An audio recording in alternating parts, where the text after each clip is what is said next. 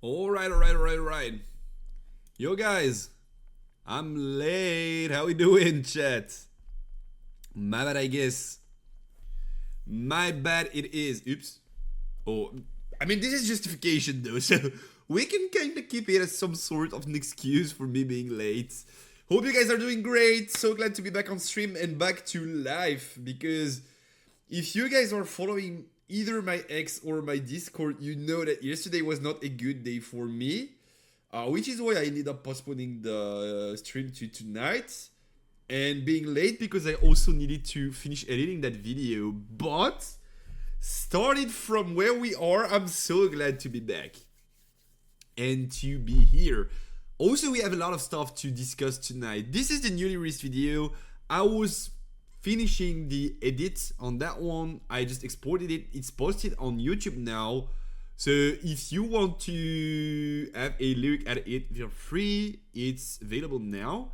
But this is not what I'm here to talk about. What happened? So, I'm an old person trying to disguise as a young dude. Okay? So what happened was, like, if you guys remember, I've been sick for like 10-ish days. Like, each time I was streaming, I was like sniffing and coughing and stuff. Like, basically since the beginning of the year, I was like kind of sick, right? But like nothing too big, just a cold. It is what it is, right? But as like I was like coughing and stuff, like and stuff, I ended up doing it so much at some point that I like threw my back. Like, I was completely blocked yesterday, or the day before, sorry, on Tuesday. So like I couldn't really move my back and stuff, and I was like super stuck. It was kind of not cool, like kind of painful, right? And so like it's fine. Most of the time when this happens, I just have to like let it rest for a few days, and then it goes away, and I'm fine again. But the thing is, like, I ended up not having a super good night's sleep, if not like a terrible night on the night from Tuesday to Wednesday. Which, because I was like blocked, so like, right, I'm in my bed, but I can't move, and I can't relax because like my back is like completely thrown. So I ended up not sleeping too well, and so instead of having like a super tired, still blocked stream yesterday, I decided to wait for an extra day and have a proper stream tonight, which I can finally move around. Look, I'm unblocked, chat. My back can move again. I still feel it, but not as pain.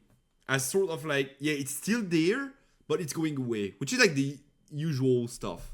So I just need an extra day of recovery, but it is what it is. And so we'll be streaming tonight instead of yesterday. Sorry guys, I feel I have the same thing for my neck right now. Well, I do feel you, Mike. We brothers in pain, my man. We brothers in pain. To be fair though, it happens to me like often. I would not say like each and every month, but like often, and most of the time it goes away in like 3-4-ish days. So like it's fine, right? If that's what I have, like if that's the issue in my life, I can't really complain. It is what it is. We just take a day off and then the next day we're back at it, right? Yo sis, how you doing, my man? Hope you doing great, the dead boy. So tonight we're talking about a lot of stuff, because there's been a lot of stuff going on since last week. We had the I believe last week we already had the results for the Runes and Rift events, which we did comment. Yeah, we did, because the Rek'Sai video is about one of them lists. Western regionals, Western like bigger events are not there yet, but we're starting to see some big, quote-unquote big local events pop off on the Spirit Forge format, playing with proxies and stuff. And we did have another one of these in the, let me get the name right, in the Riftbound Winter League at Runes League in Bologna, which ended up gathering about 350 players to play the Spirit Forge format, while it's not even released yet. And so we got, sorry, Kitty Cat wants to come in. And so we got a lot of data from this, and also we still have that like creative, innovative power in the West, that we kind of bring new stuff to the table. And last week we were talking, like learning actually about Rek'Sai control, and this week we were going to be talking about Miracle Draven, a deck that's like been the talk of the town for the past few days, and definitely a deck to watch for if you're prepping for Bologna. So we're going to, I mean, I've seen the lists, or part of it, but we're going to be talking about them and trying to guess how well this is going to fare in the format. Like if people get more used to it, how good is it going to be or not good is it going to be. We're also going to talk about the topping lists for this weekend's events because there have been quite a few. Also, there's been a few in China with interesting results. We've seen Set win, we've seen Fiora win. Of course, we've seen some Draven too, but like there's definitely some lists that I'm interested in taking a look at. We're going to do that tonight as we did last week. We're going to watch, I'm probably guessing the finals of that Miracle Draven to try and see how we could counter it, if there's some stuff to scrape there, some data to get and try to analyze and put together to find some sort of counter, or if the deck is just like simply too cracked to be countered and then we need to play it or have a discussion about it or find some matchups that are at least decent into it. And also there's also something that we need to talk about. I'm not going to be talking about the Riftbound pre-order fiasco, I kind of want to call it, simply because I've been working as a marketing manager for a brand of like softwares before, which sold exactly the softwares to try and solve that issue. And even with some that sort of software, it's like super hard to quote unquote counter overflow of people on your website and stuff. I know the tech behind it, and basically there's not much you can do. So, I mean, there's stuff that you can do to improve it, but you can't really like completely fix it, right? So like this it is what it is. There's been some botting and stuff. They said they're going to refound.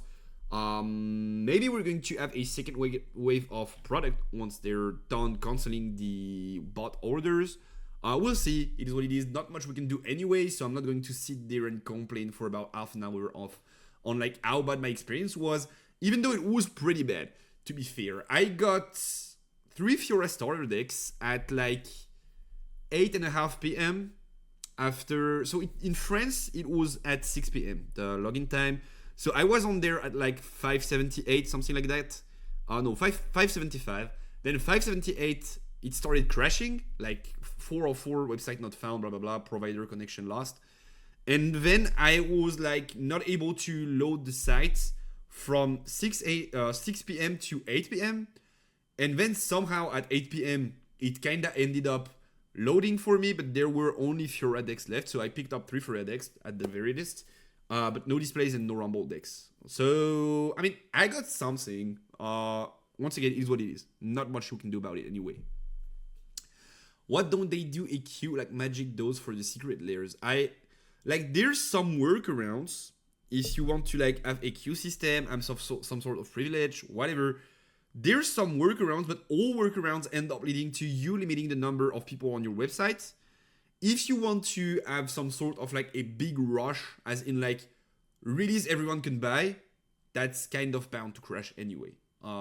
That's what I know from working in the field previously. So either you find workarounds, but then people aren't going to find some like stuff to complain about anyway. Like why is there a queue? People start queuing at like 2 p.m. when the release is like at 6, so I can't because I work, so it's unfair. Blah blah blah. They're always going to find something to complain about. So it is what it is.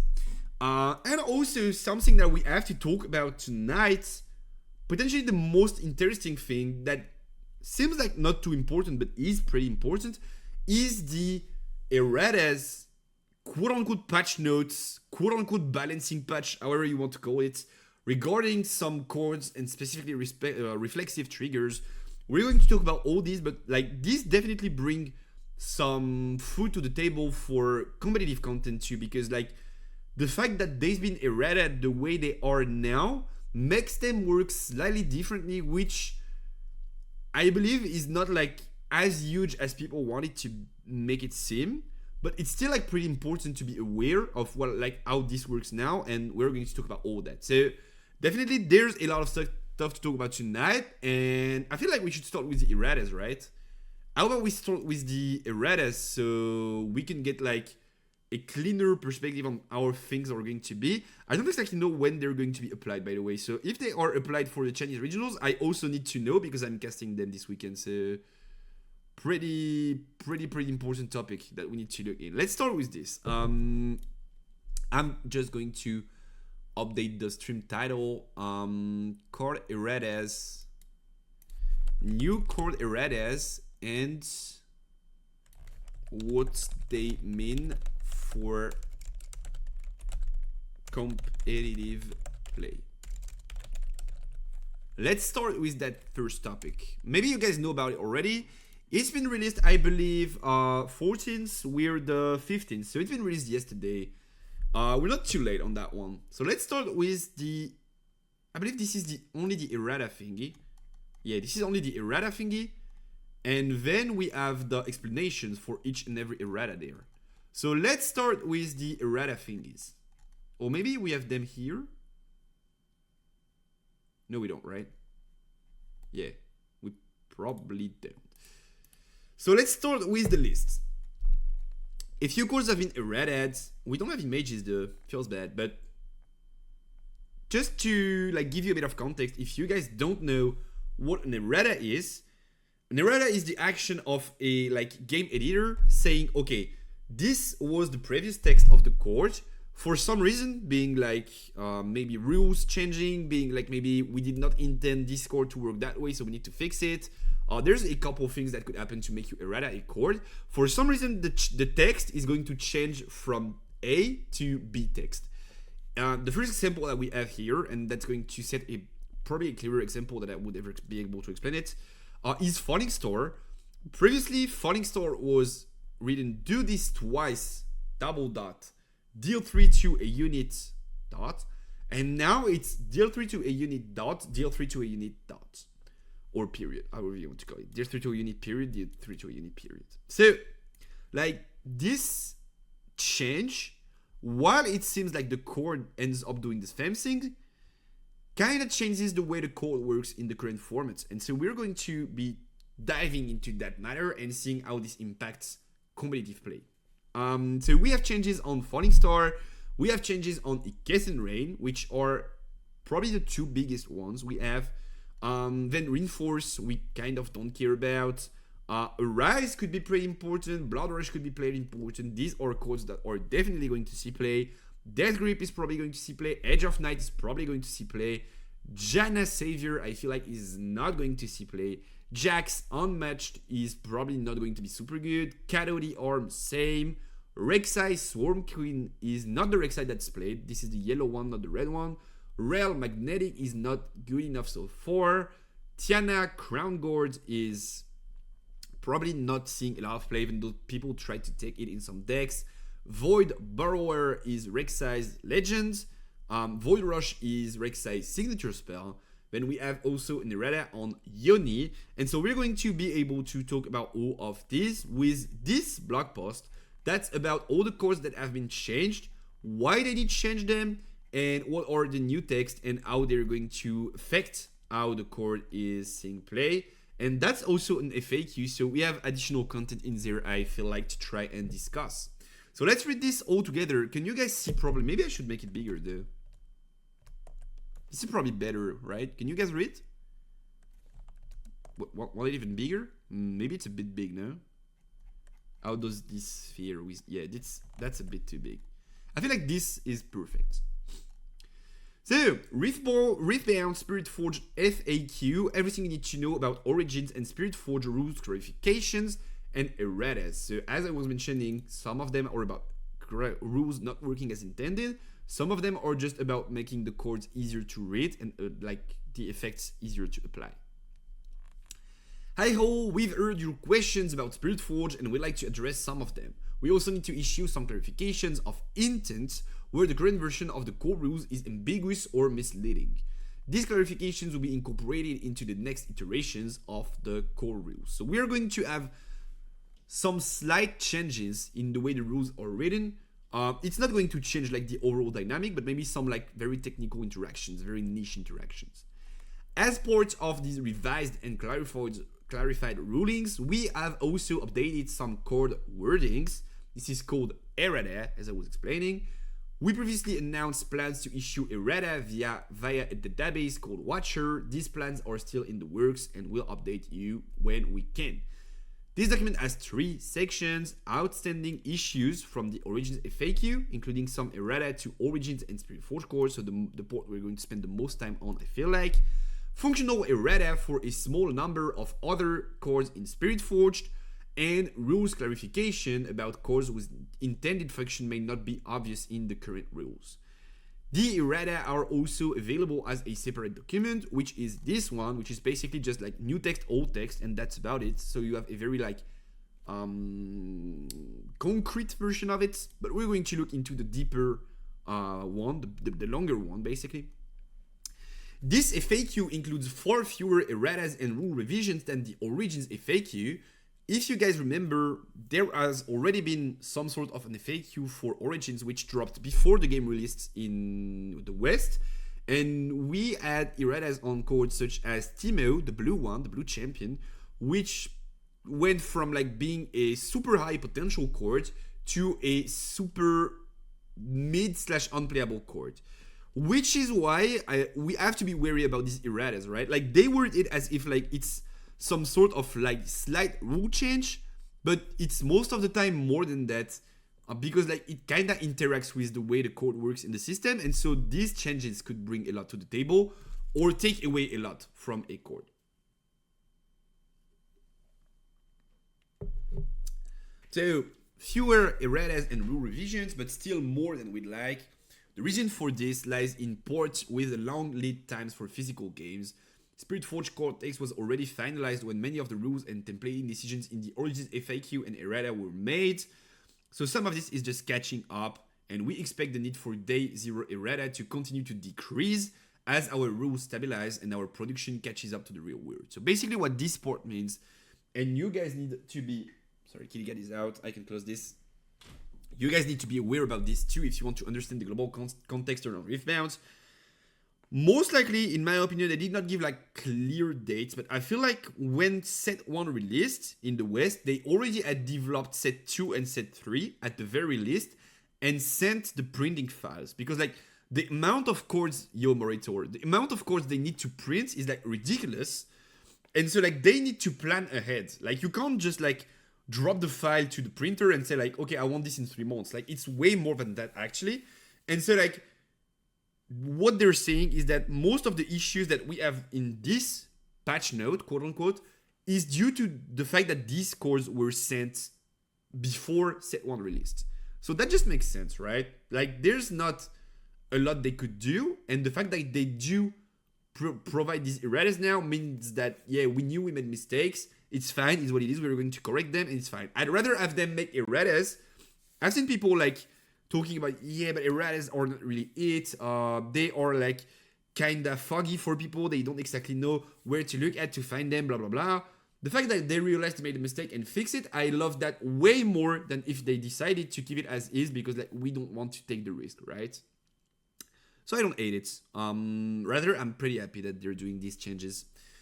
We're well aware that the formatting and the guidance of our rules guidance have room for improvements, and we are committed, to making those improvements in the coming months. For now, though, we want to get clarifications and errata into players' hand in time for the Chinese tournament with Spirit Forge cores. Okay, these clarifications take effect immediately.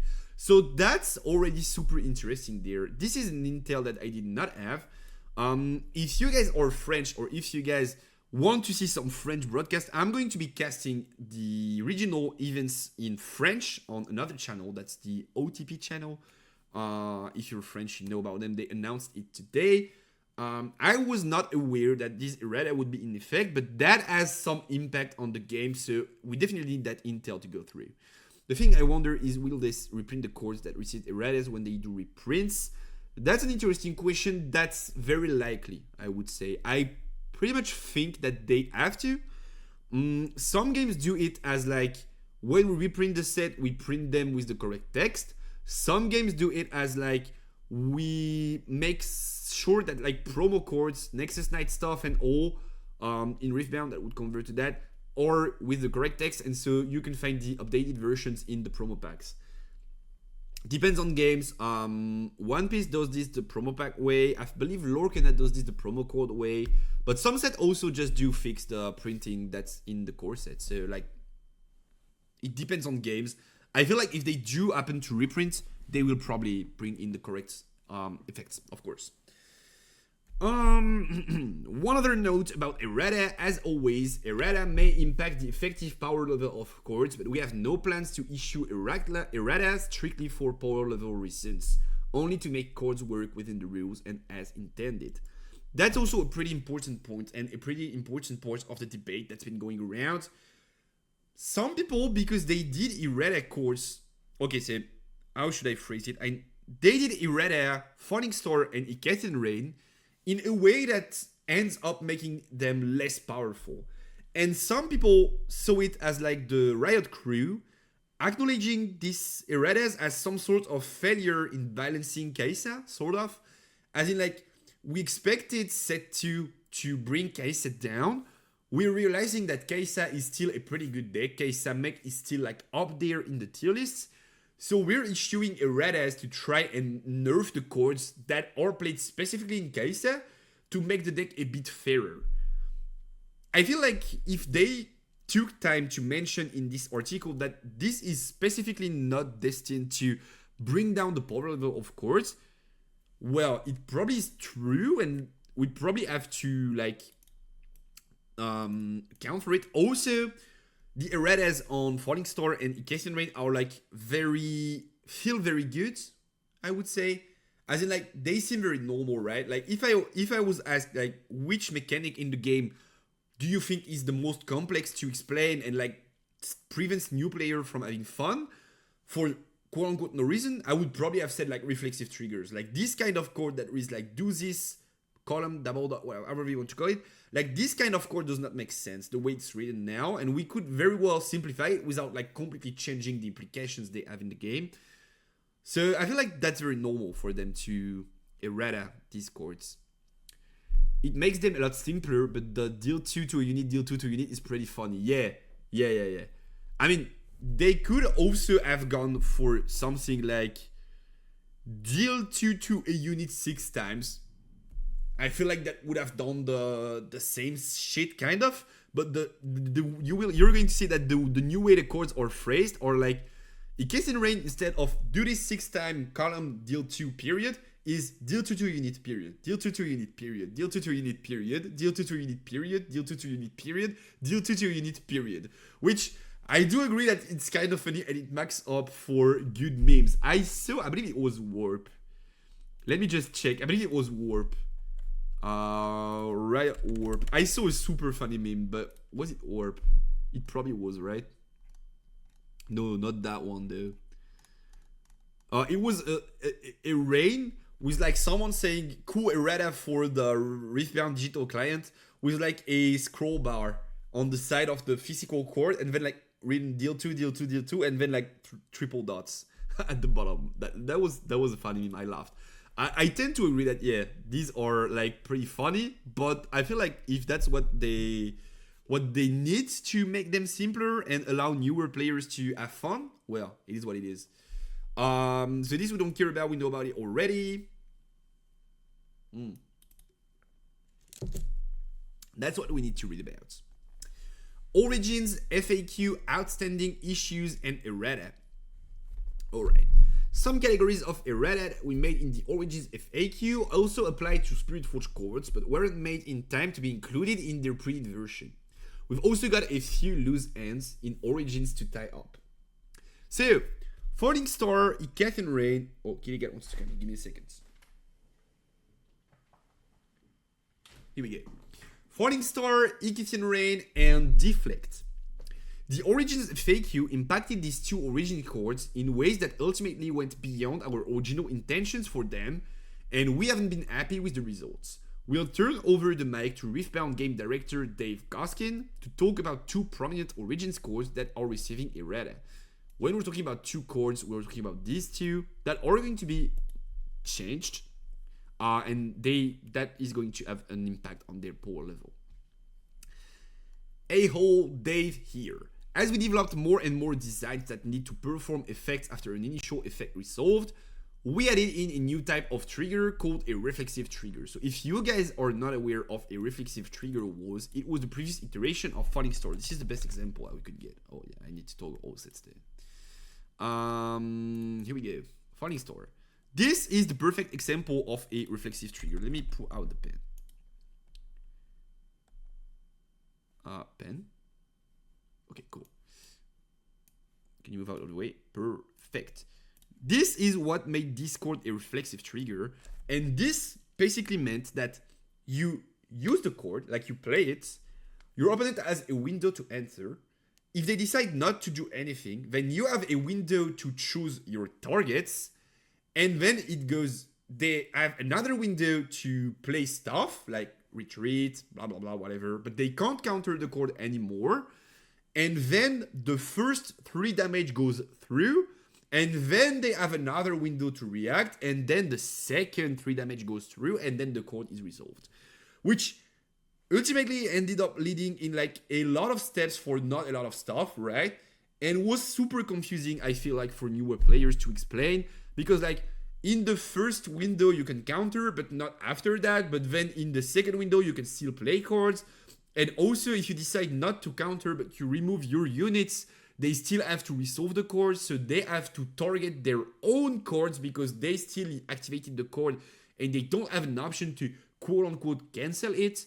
But if you remove the target and they end up having to target a deflect unit, they can decide not to play the deflect, therefore negating their chord. Like, there's been so much small stuff interaction that came out of like the way reflexive trigger were updated that it was like super complicated to explain to a lot of people. And I feel like it's a good thing that they decided to remove this from the game.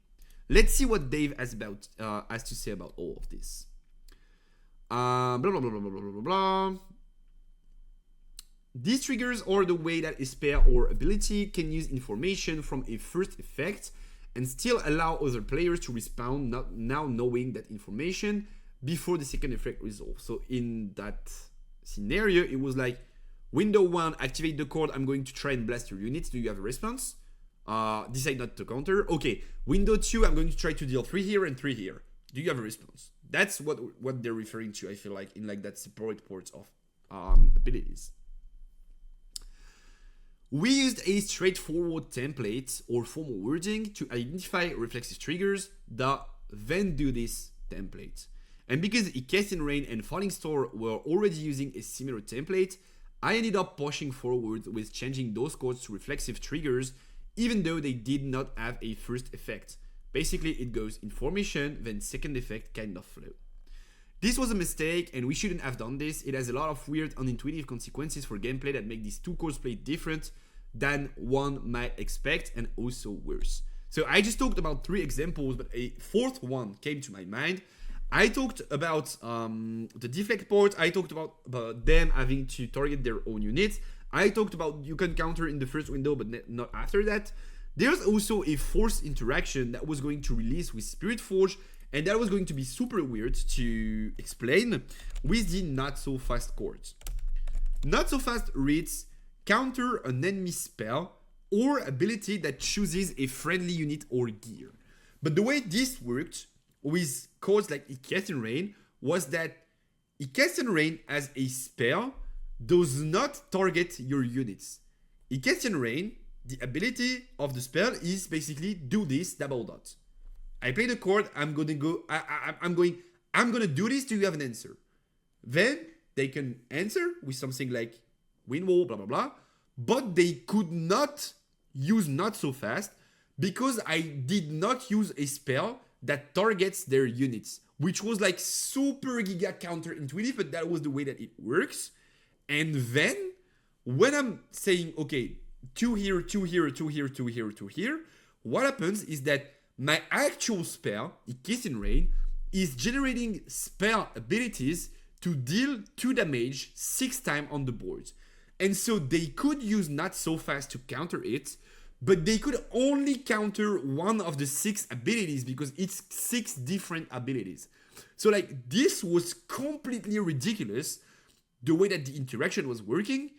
And so it just makes sense that was just maybe the extra thing that made them think like, yeah, we need to fix this, because this just does not make sense. To explain this direction, I explained it that Falling Star creates two mini spells that each one targets, so you can't counter Falling Star, but you can for the mini spells. You can kinda find some ways to explain it, but does it make sense that Not So Fast is not able to counter a cord like Falling Star that clearly target your units? Kind of not, right? Like, in my opinion, it does not. Also, Falling Star was End Rain to an extent, where the cords that like control is pretty safe playing them because you don't really have an option aside from Windwall to counter them. And so Not So Fast, when it got released, kind of felt like, okay, now you counter decks have a solution to these cords that you could not counter before. And then they say, well, actually not. And then like Not So Fast feels kind of pointless in a way. Whereas I feel like now with the Erratas going around, that's definitely going to be a better chord than it used to be when we did the predictions for the set. Yeah, now it's pretty good. So, for all the reasons, we're changing these two chords to work the way other spells work and the way we think players want them to work. That is, you pick all the targets up front, the other player can react before any of it resolves, and then each of the units affected take damage on resolution. You can still choose the same unit or different units for each choice. So now basically it's, I activate Falling Star, I want to deal 3 to this unit and 3 to this unit. Do you have any answer? Anything you want to react with? Your opponent has a window. If he says go through, just as for any other spell in the game, it resolves and it deals 3 and 3. There's not like a billion windows, there's not like a billion blah blah blah. Falling Star and Erratas Rain basically become quote unquote normal spells, which in my opinion is a super good change once again. So from do this twice, deal 3 to a unit, Falling Star goes to deal 3 to a unit, period, deal 3 to a unit. You can choose different units. Erratas Rain, which is the funniest one, of course, from do this 6 times to deal 2 to a unit, goes to deal 2 to a unit, deal 2 to a unit, deal 2 to a unit, deal 2 to a unit, deal 2 to a unit, deal 2 to a unit. Of course, that's funny. That being said, I feel like this is good for the health of the game and bringing in newer players. What this means in terms of interactions, let's just end up really reading this thingy, and then we are going to like talk about the interactions and what this means. In addition to these chord changes, we have a small rules change to make. We realized that our design team and rules team weren't in agreement about how deflect was supposed to work. In the rules, a target's deflect cost was paid once for each spell or ability. In the design team's playtesting, it was paid once for each time that target was chosen. That misalignment didn't actually matter. Erratas Rain and Falling Star had reflexive triggers, so they worked as intended, and there were no other chords that we could find that can choose the same unit multiple times. Now that difference does matter, both because of the evolved errata and the existence of the repeat ability, and we want the chords to play as the design team intended. To that end, we're taking the unusual step of issuing errata for the rules themselves. And so what this means is that it is functionally short for spells and abilities an opponent controls that choose me cost an amount of power equal to deflect value more to play as an additional cost for each time they choose me. Okay, so this basically means that now we are aligned on the playtesting team's stuff, which is like, if I'm using Erratas Rain and I go like ping, deflect, I go like deal 2 on a deflect unit. Each time I target it for the deal 2 port, I have to pay a deflect, which was how the codes were ruled before, right? So this port, so far, I feel like this port is not like a giga big change in a way. Aside maybe from the fact that in set 2 there were some interesting interactions in decks such as Fiora, as in like they use Erratas Rain, you only have something like a yellow Fiora on board. You have a window before they choose the targets to play a spell, make your Fiora mighty, give her the deflect keyword, and then if they want to resolve the Iketan Rain, they have to pay a billion deflect. Now that's not a thing anymore, right? Like they use Rain, they go like 2 on that Fiora, and like even if you use a spell, it's too late. Like they already chose it, so the deflect is not going to be able to matter in that sense. But aside from that, it's not like so much of a big change in my opinion, at least from how we were perceiving deflect before. Also means that when we repeat a spell, we're going to have to pay deflect twice, which just like if you repeat Frozen Touch, Frozen Touch, Frigid, sorry, my bad, Frigid Touch, you just give -2 might to a unit, then repeat -2 might again. If you do it twice on a unit that has the deflect words keyword, you have to pay the deflect twice, which makes sense to me, but they just wanted to clarify that part. That part is not like so big of a change. That part though, on changing like Rain and Store, means a lot of stuff. Before you could refuse to pay the deflect if you did not want to. Now it's more risky if the opponent has answers with buffs, blah blah blah. Probably not, I feel like. Because like you can just go activate Store, target Fiora twice, and then if they go okay, call to Glory Maker Mighty, you did your targeting already. So I think you straight up don't pay the deflect. Which like could have become a cool interaction going Fiora's way, but will end up not mattering anyway. So what this does for discords is quite a few things actually. The first thing I talked about it before is now you're able to counter them with not so fast. That's already a big thing. You have a 2 energy, 1 power counter for something that before you had to have Wind Wall to counter in the Iketan Rain. I feel like people are being too excited about that part though, because like they're saying now Iketan Rain is quote unquote trash and stuff, but Iketan Rain, when it was relevant, most of the time it was into swarm strategies. As in like Victor, like it was like super relevant when you need to pick a lot of small units. Else, Singularity is just a straight up better chord if you want to remove like 2 mid-game bodies. And that's what we're seeing right now. In the set 2 format, we're seeing less Rains and more Singularities, because into Draven, you don't want to remove several small units, you want to remove 2 mid-game units. So like Rain was super giga relevant into Swarm. And so far, aside from Azir maybe that could end up benefiting from this, green decks are not Swarm decks. Like their Swarm is like you play a lot of like small tokens, small units, small recruits, blah blah blah blah blah. And you try to like flood your opponents and win through that advantage.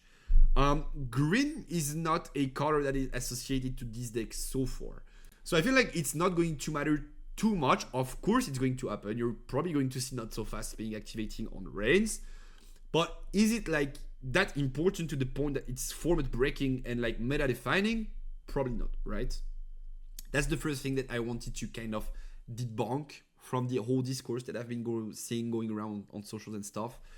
The second thing though is that now when you want to use Discord, you're not going to interact the same way with killing a unit. And that goes, I'm going to use Zonia as an example, but we could use a different chord to talk about this, and Set Legend is one of them big plus from this errata. Before, when you used Falling Star on a 2-might unit, let's say a Shield Poro, Falling Star, and they have Zonia in base. Falling Star, deal 3, deal 3. What was happening was that like, activate Falling Star, any response? No you don't, no reaction, okay. Target Poro twice, any reaction? No you don't, okay. Deal 3, kill Poro, kill Zonia instead, save Poro, Poro goes back to base. Deal 3, kill Poro, and we got rid of both the Poro and the Zonia, because of the way reflexive triggers were worded. Now, how this works is that you go Falling Star, target Poro twice, exact same setup, right? Like they have a Poro and a Zonia. You go Falling Star, target Poro twice. What happens is -3 on the Poro, -3 on the Poro. So the Poro is like 2 might -6 is like -4 might. Resolves. Zonia dies, Poro is saved, goes back to base and does not die. And why is that? It's because you don't have a window for what's called a cleanup. And cleanup is the phase in which like this unit has more damage than it has else, so it dies and we proceed, right?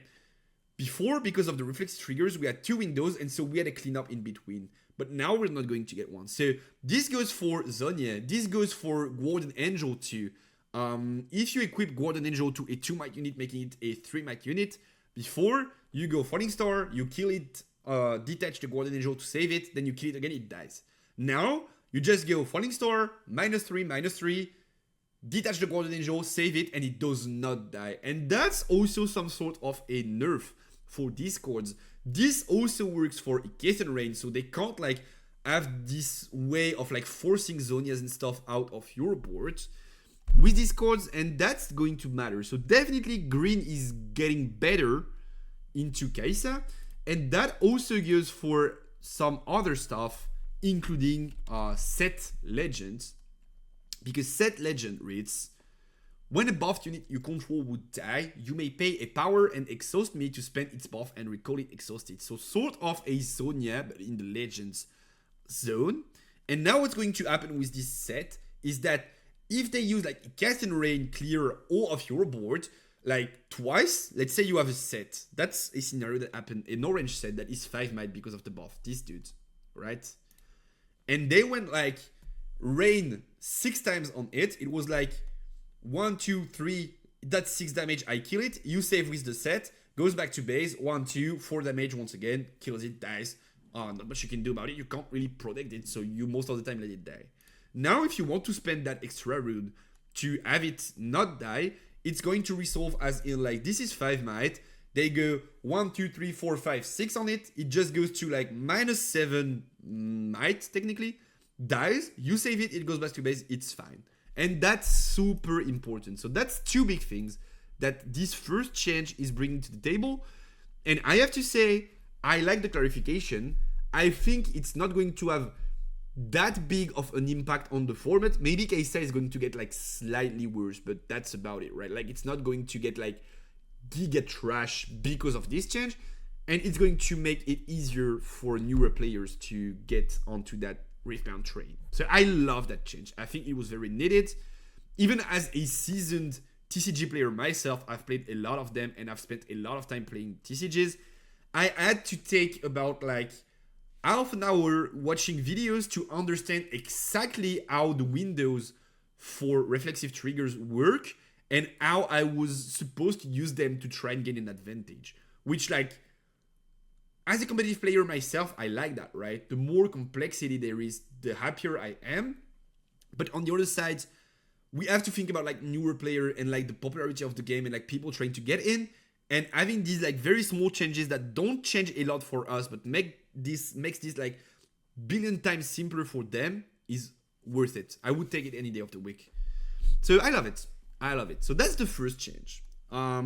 This is also the change that's like been making some noise on X and stuff. So the other changes I don't know much about. Maybe they're not interesting. Maybe they're just like super important, but on less played cards. We'll see. But I'll discover this with you guys. I don't have prep on this, so we're going to analyze this together. This was the only change I had prep on. Let me just grab a sip and let's read this.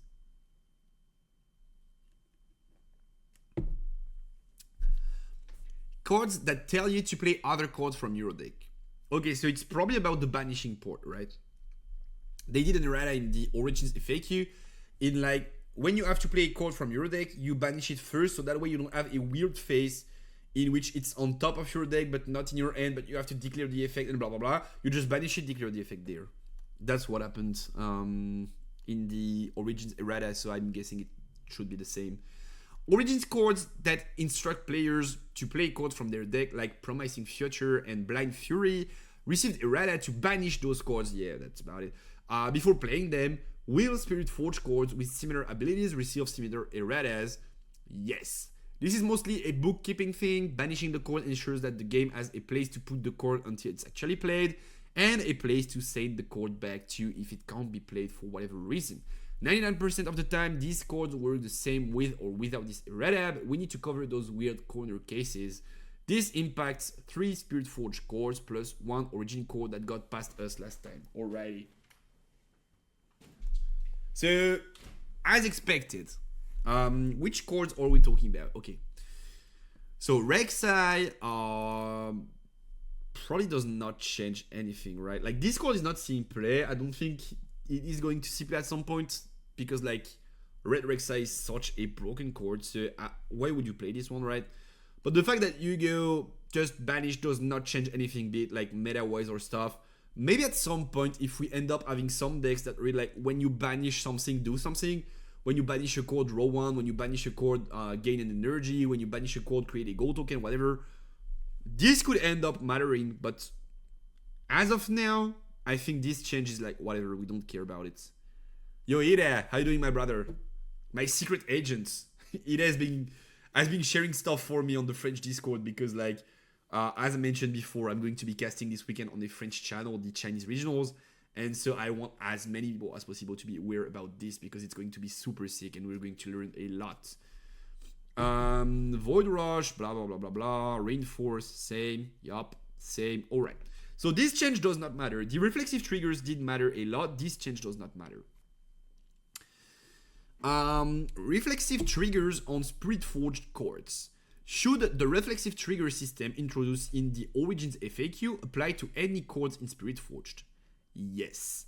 This is another one where if you don't know the finer points of the rules, you're probably already playing these chords correctly, but the machinery of the rules requires a slightly different wording than we thought. Reflexive triggers identified by do this language create new chain items to handle things that need to offer players a chance to react or just need to happen later than the rest of a spell or ability. This impacts 2 chords in Spirit Forge, both of which let you play something and then try to do something to that thing. Okay. I'm fine, eager to hear how you think those changes will reflect on the meta. I just talked about like most of the reflexive trigger port, which so far seemed like the most interesting part to me. So if you want to have my opinion, you can go back and watch the vote. You can do it live now. Like you can go channel, video, and you can watch the vote even while I'm still living. And then come back and chat if you want to. But I could maybe sum it up in a few sentences. But if you want the full detailed explanation of what I think is going to happen, you could just go back there and then come back. Either it's fine. Blah, blah, blah, blah, blah. So Arise becomes play 2 Might Sense Soldier unit token for each equipment you control, then ready 2 of them. And instead it becomes then do this column, ready up to 2 of them. Alright, so it does not change a lot, I feel like. Is it? Wait, is it giving a window in between to react? That's interesting. I don't think it matters, but that's interesting though. No, I think like we don't. Yeah, probably it gives a. Oh, we know, but it's not going to matter. Rare goes from when I attack, you may play an equipment with energy cost no more than 2 energy, ignoring its cost, and attach it to me. And instead, it becomes when I attack, you may play an equipment with energy cost no more than 2, ignoring its cost. If you do, then do this column, attach it to me. Alright, well, not a lot of change, I feel like. Not a lot of change. Maybe this matters though. Maybe this implies you can pop the equip before Rel is able to attach it. Hence maybe doing something, I don't know, with chords like what's the name? Ook something? What's the name? I can't remember. Midumbo. I play 3 off in my Draven deck though. Let's just check. I love that chord. Angle shot, I just remembered. Angle shot, which is a reaction. Maybe this implies that you can do funny stuff with the equip because of angle shot, but unsure. I'm reading Mbessa book again. Every time I see Rel, I'm like, L, you are insane. I want to play you every game. Rel is so cool, but I feel like in Riftbound so far it's been missing something. Like it's not good enough. Maybe if we have, like the way I see this squad becoming good at some point is we get a rare legend that has a signature gear that is like 2 energy but like 3 to 4 power and like super strong. And then like this rare becomes relevant. Because aside from that, It just feels too bad, unfortunately.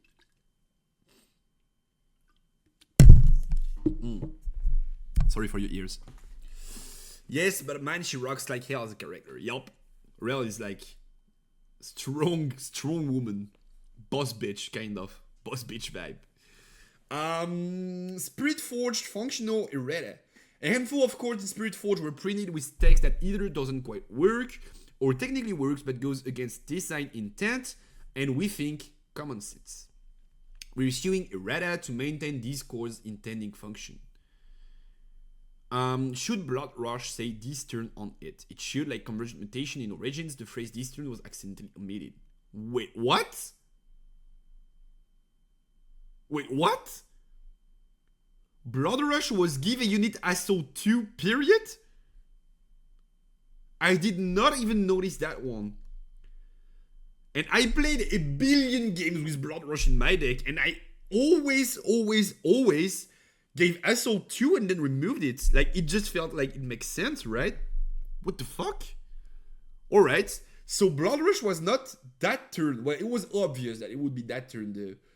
Like, just paying 2 energy to give permanent assault 4 was like, yeah, nah, no way. Yeah, okay. It was red text day 1 saying it was not intended, so yeah, okay. I did not even, like, see it on the chord.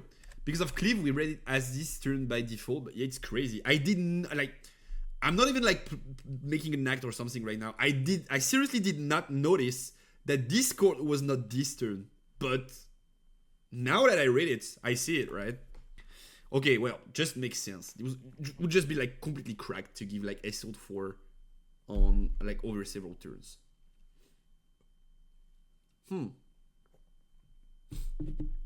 Death Grip. Also a card that could see play. Is the first friendly unit on Death Grip a cost or a target? When do I kill it and what happens if I don't? Okay. Interesting question. What my prediction would be is, let's see if I'm correct. Maybe they're changing it, but let's see if I'm correct. My prediction would be. Wait, I need to read the text, but let's not read the errata one to make sure. Death Grip. Kill a friendly unit to give plus might equal to its might to another friendly unit this turn. My prediction would be that if you can't kill, you can't check might, so you can't give bonus might to another unit. Like, let's say you have Zonia or you have Set or something. My prediction would be that you go kill, you don't kill, and so you can't check might, and so you can't buff, and so you just do the draw 1 port. And it is what it is. Would be my prediction. Let's see. Death Grip uses a non-standard wording that we normally avoid precisely because of these ambiguities. We're issuing errata to bring it more in line with how other cores and abilities work. This errata establishes that 1. The friendly unit is a target, not a cost. 2. It is chosen along with the other friendly unit and killed as the spell resolves. 3. If you don't actually kill it for any reason, either because it's no longer a legal target or because you replaced its death with an effect like Zonia's Hourglass, you do not give the second friendly unit any might. But you still draw 1 with intrusive paragraph break to make that clear. Okay. We good to go. I was right. There was a 50% chance, to be fair, because most of the time, I already talked about this, but like, I'm pretty good at card games, at least when I try to be, but I'm pretty bad at ruling. I'm kind of like, if you've watched like the One Piece show, I'm kind of like Roro Noa Zoro at rulings. As in, like, if I think from like intuitiveness, not reading the rules or whatever, that something is going to work that way, it's probably working the exact opposite way around. That has happened to me like a lot of the time, despite like playing and stuff. Which is also why like I tend to spend a lot of time like making sure that's how reflexive triggers work and stuff. So that was a 50-50 bet. I could have been like completely wrong. When Dr. Mundo as leader in Respawn, I spam this champ, it leads to funny. Yo, Mia, how you doing, my goat? How you doing, my friend? Anyway, hope you're fine and everything is okay in your life, my goat. It's going well. It's going well. Yesterday was not so fun because like I was sick and my back was like hurting as fuck, but today's good. Today's good to go. Replacement effect still allows track info though. It's more for mistargeting, but yes, it was not clear enough with the 2.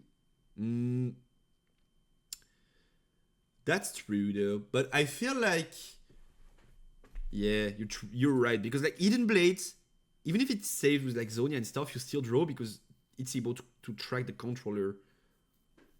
So that would make sense actually. Interesting. So as you can see, my intuition was correct, but it was only like pure luck. My justification was like trash ass. It is what it is. You have to know what you're bad at, and I'm like pretty bad at ruling from top of my hand. I have to read the rules, and then like I have to have a judge tell me, okay, this is how this works. Now this is why, and I go, oh, makes sense. You're starting to be old brother 50 soon, bro. That's crazy. As I was telling at the beginning of the stream, like I did have to reschedule the stream to today because on Tuesday, I was like sick for like 10 days ish, but like just a cold, like it's fine, just coughing and stuff. And on Tuesday, I went like so hard, quote unquote, like it was not like that terrifying, right? But so hard that I threw my back. Like I was completely blocked for the entire day, and I could not move around, and I could not move my back at all, and it was already hurting like as hell. Because I coughed. Like I'm 50-ish or what, right? Like I'm supposed to be quote unquote young, but I feel like I'm not sometimes. Which is why I had to reschedule the stream to tonight, but it is what it is. Edge of Night. Alright, so Edge of Night, there was a problem with the way the code was working that I feel like was pretty easy to fix. The problem was that, if I remember correctly, the problem was that Edge of Night, when you flip it from Eden, it reads equip me to a unit here, but there's a thing that reads like the second you play gears, they have to go back to base. And so like it was working as in like supposedly you flip it from Eden, it goes back to base and you equip it to a unit in base, but it just did not make sense. Like what you want to do is obviously equip it to a unit in the BF you hit it in, so just makes sense. I feel like if that's what they're going to change. Maybe fighting against 80% of Kaisa was not good for your back and mental. I mean, I'm perfectly fine. I'm in a good mental state these days. Things are going well. I'm working with OTP. I'm working on the streams. I get a lot of like support, be it on like Twitter, on like YouTube. The numbers are going well. My job is fine. Like I'm in a good mental spot right now. Physically though, 2026 is like horrible. I've been sick from day 1 of the year up to now. I had my back blocked already, and I hurt my foot about like 5 days ago. Like physically, 2026 is like a nightmare for no reason, just because I'm like hold fog. It is what it is. It just makes no sense. Those Edge of Night's auto attach ability work because unattended gear at battlefields or records. Edge of Night does a strange little dance on its way to becoming attached, returning to your base while its ability is on the chain, and because of that dance, it's no longer here when the attachment is supposed to happen. We need to change its wording so it can still find the unit you choose. But we don't want any confusion here. The code works exactly the same as it did before. The Eden rule still requires that you choose a unit at the battlefield where you played it from face down, and for that reason, we've included reminder text in the errata. So it is now hidden when you play this from face down, attach it to a unit you control. Here, blah blah blah blah. Alrighty, just makes sense, right? Like as expected, just makes sense. What do you read? This is an errata note, patch note, quote unquote, that's been issued by the Riftbound Days yesterday to change stuff and the way some of the codes work. Some of them is just like functional change, as for Edge of Night. Some of them have an impact on the competitive game though, as for like Falling Star and Ikesten Rain. So we need to read them through to make sure we're not missing on anything, because like would be weird casting and then I'm like it's not supposed to work that way, and then like it's because of errata, right? Already some errata, yup. Makes sense, right? Like they errata had some code for set 1. Set 2 was already produced when set 1 released. They need to errata a few codes in set 2. Makes sense in my opinion. It's not like errata power level wise, it's only like functional stuff. It's not like we want to change the way these codes work, here's how we're going to do it. It's just like functional stuff. But sometimes changing the way a code functions slightly affects its competitive usage. But like they clearly stated that it was only functional and nothing power level related.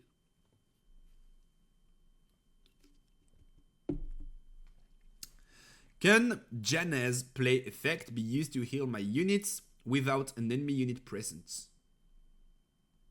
Oh, because you have to bounce a unit, right? When you play me, heal your units here, then move an enemy unit from here to its base. Yeah. Okay. So because you have to, or you had to rather bounce, people were wondering, but now they added up to, and so that way you don't have to bounce, you can just play to heal your units. Makes sense. That being said, I think Janna is probably one of the biggest baits in terms of cores. Like, I've seen so many people saying like this code is going to be good and like wanting this code to see play. It's not going to see play. It's like super bad, chat. It's really not good. I just hope we get less and less errata moving forward and the codes are clear since they are revealed. Yeah, I feel like most of what they're doing is not only changing one of the cores, but like changing a global mechanic, right? As in like, yeah, this mechanic was not intending to work as is, so we're going to edit it. Which means when we reach the point in which like they've not sent the code to the printing factory before they issue the errata, we're just going to have less and less erratas, I feel like. That would make sense to me. Okay, see more, they do it quick best if it is for functional things. Yup, exactly. Like, no, this is like super clear, and like, why are you even thinking like this is just like weird? Oh, wait. Wait. Is the stream lagging? Can you guys read me? F? Wait. What's happening? What's happening there? F?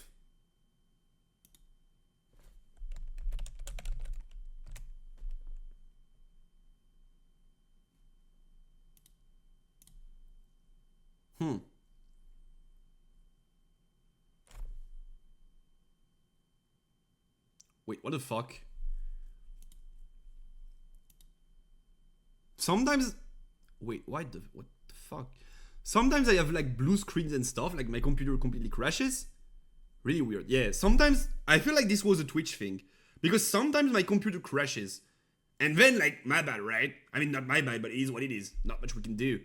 But this time, I was still able to chat. Everything was working fine on my hands. And we just had like a 1 second breakdown. Weird stuff. So, kind of weird, not gonna lie. Probably a Twitch thing. Hoping it's going to stay stable. Praying.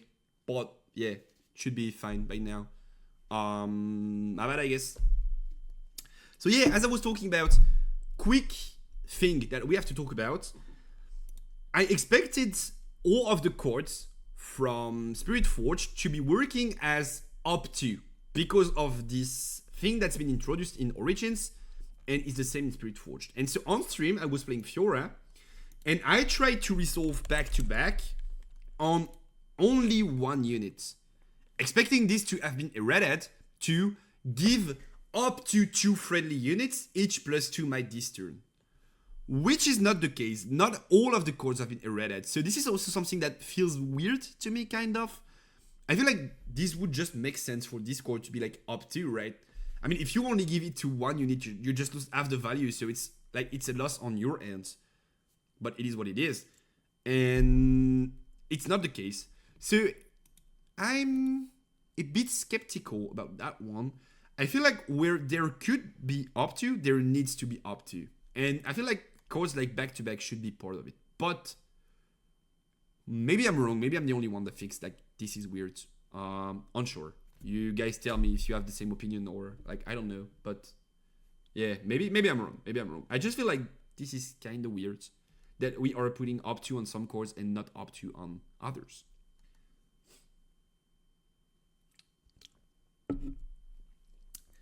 Jax Unmatched. How does Jax Unmatched work? Jax Unmatched grants quick draw to equipments in your hands, which works as far as letting you play them as reactions, but does not work so well when the equipment hits the board and the other part of quick draw tries to take effect. We're fixing that. Oh, right. Oh, okay, gotcha. It's because like when you play a quick draw equip, it's in your hands. You play it, and then you can attach it to a unit because of the quick draw. But the way it was working, giving quick draw in hand, was that like you can play them as a reaction, and then you can't equip them because they don't have quick draw anymore while on the board. I mean, I believe most people were already resolving this as intended, but yeah, I see what they mean, right? I see what they mean. Kato the Arm. Can Kato the Arm give himself his own might and keywords? Friendly unit does properly include Kato himself, but that wasn't the intent behind Discord. Kato can't throw himself after all. It was a simple goof that Kato made it out the door without the word another. And the gameplay is so divergent from the design intent that we're changing it to fix this error. Okay, so the literal only way this code was seeing play was in Fiora, because you play it, and then when you attack, you give itself its own might and keywords to make this a viable chord. Because then you make it mighty, you ramp, it has deflect, blah blah blah blah blah. Now that it only has to choose another unit, it's like it's going into oblivion. It's never ever ever going to see play, and it's just like trash ass. It was already bad, don't get me wrong. I did not play this in Fiora, but some people were playing it in Fiora. Now it's not seeing play, it's trash ass. Super bad. Super gigabit chords. Okay. Does Kato give keywords is gained during play? What about might bonuses from various sources like equipment? Yes, Kato gives his current keyword an additional might. Yeah, I mean, that just makes sense, right? Tiana Crown Guard. Can I still conquer and hold battlefields while my opponent has Tiana? Do I get conquer and hold triggers? What about drawing a chord instead of getting the 8th point from conquering? Okay, that is interesting there. Tiana is while I'm at a battlefield, opponents can't score points. Interested in seeing this. If I were to make a prediction, I'd say yes, you can still conquer. Yes, you can still hold. You just don't get the point of it. So you can still trigger when I hold and when I conquer effects. And you probably still draw a chord, getting your 8 points. I mean your 7.5 points, because you're drawing a chord instead of scoring. So it prevents you from scoring, but I don't think it prevents you from drawing, I would say. So that would be my prediction, but let's see. Maybe I'm wrong. Riftbound rules and chord text use the word score in a couple different ways. You can score battlefields, you can also score points, as on chords like Tryndamere, Barbarian. The difference between these two is usually clear, but Tiana models them more than we anticipated. Tiana is solely concerned with points and doesn't interfere with the process of conquering or holding. Okay, your boy was right. You can still conquer and hold battlefields and get your conquer and hold triggers. You can even draw a chord if you conquer a battlefield and can't score because it's the final point and you haven't scored every battlefield yet. It's not until you reach for your score pad, up, or tracking dice, I guess, that Tiana says no. The game points meaning of score is underdeveloped in the current rules, so in the future, we are likely to revisit the rules and or code wordings for scoring points without scoring battlefields. For now, we're issuing errata to make Tiana's function clearer and leaving the rest unchanged. Alrighty. I got it right, chat. I got it right, chat. What the fuck? What's going on? Am I like that healthy now that I can get rules thingy right? So if I'm not that dumb, it's not a buff nerf patch, but they changed some effect because they thought that it will work in a way, but it does not work that way. Yeah, kind of. Kind of weird. I did not see something like this in other card games. Do you have an example from other card games? I don't think so, but there must be some, right? It's like they did not take all the possibilities in mind, so they make it clear. For 90% of the chords, it was already how we played them anyway. Yeah. Aside from the reflexive trigger port, so far, everything was working as intended. And Kato. Kato, like this dude, goes from bad to unplayable. But aside from that, yeah, we were most likely playing them as intended.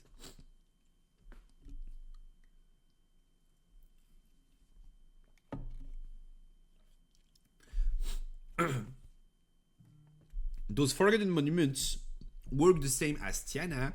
Will it receive similar erratas? Forward monument works differently from Tiana, and we agree that it's confusing. That's part of why we decided to issue errata for Tiana and not for monuments. Okay. What's the difference though? Forgotten monument completely prevents the process of scoring there. That means no conquer triggers, no hold triggers, and no points from doing those things. Huh?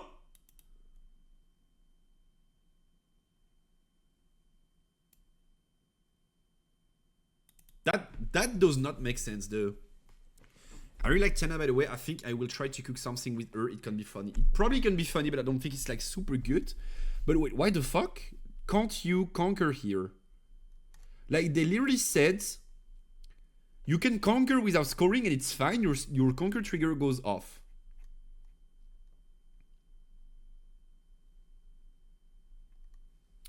Difference is the scoring and the gaining. Oh, can't gain points and can't score points. Alright. So score means no conquer trigger and no hold trigger. And gain means you can do everything aside from scoring points. Alright. I mean, that's weird though. I feel like if you want to clarify stuff, they probably did not want to throw off the balance between those two chords. But if you want to clarify stuff, I feel like you have to make them work the same way, right?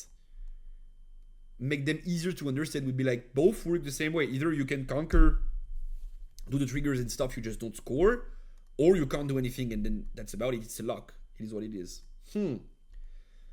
I'm not sure I like that one, but I see the difference though between like score and gain. That's something that we have to be wary about. And as a player, that's definitely something that you have to be wary about. Then, Yoni Blade Master. When and how does Yoni trigger? If you conquer a battlefield, is it still open? Yoni's current text is a little well open to interpretation. A strict reading suggests that it can never trigger at all. Once you've conquered a battlefield, it's no longer open, but obviously that's not the intent. We're tweaking this text to queue off the control status of a battlefield immediately before conquering it. This means that it works as intended, triggering at the end of a non-combat showdown in which it conquers. It also means that it now triggers in surprise defense scenarios, because when units move around during showdowns and you end up defending a battlefield you don't control. Oh, okay. That's interesting. Difference reminds me all the details in Yu-Gi-Oh! Codes, like the column or difference when the code is destroyed and sent to graveyard. Yeah, exactly. That's interesting. Okay, so the difference was Yoni was reading, when I conquer an open battlefield, deal damage equal to my might to an enemy unit in a base. And now it is when I conquer a battlefield that was uncontrolled, deal damage equal to my might to an enemy unit in the base. And so what they're saying, which is pretty interesting, is that if you're playing, let's say, Seaver or MF or maybe other deck that can do the same, if you play a card, like there's a weird scenario, maybe some of you guys don't know about it, but there's a weird scenario with like Ride the Wind, which is, I should try and like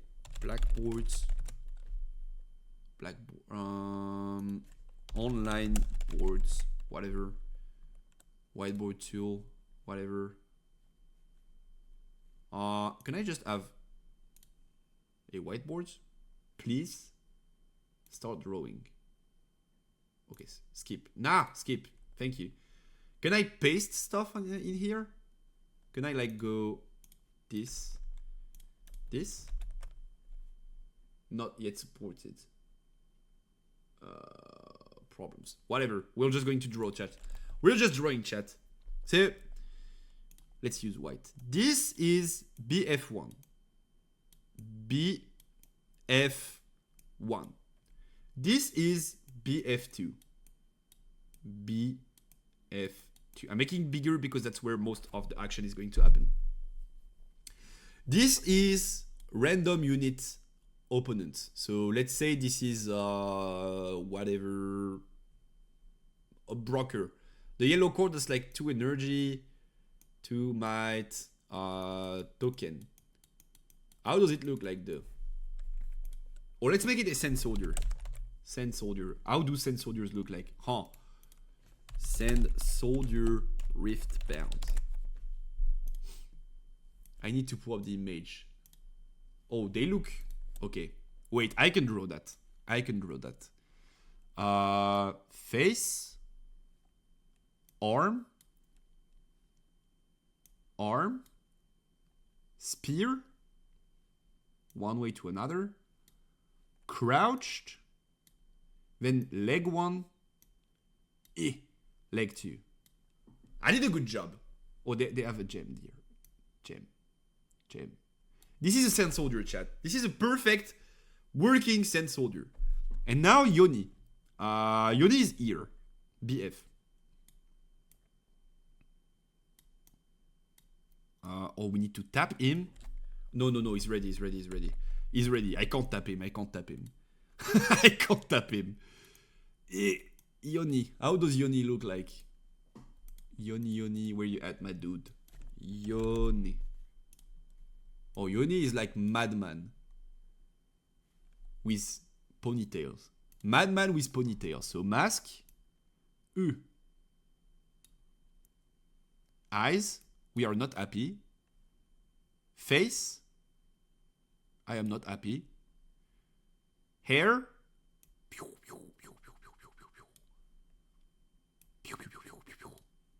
And then like swords. Shing. And he. And muscles. And hair. And then like legs and stuff. Nah, my Yoni is perfect, guys. My Yoni is like perfect.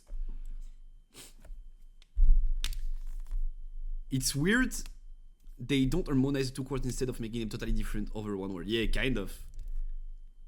Did the errata change anything for A0 Yoni combo? I haven't read all changes. No.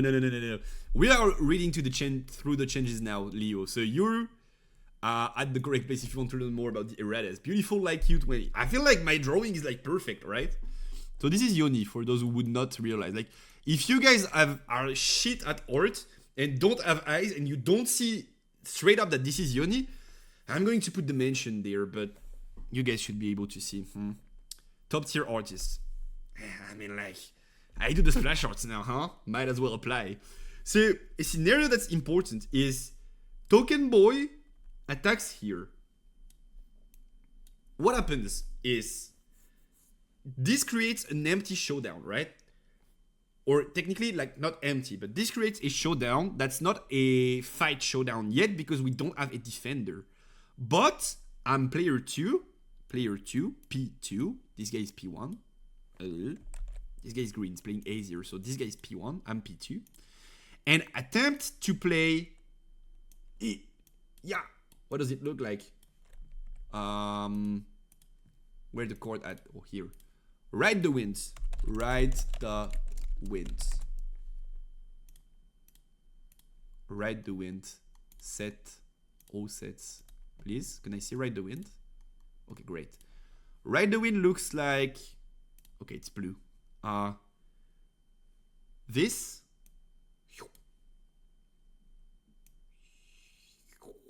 Then this.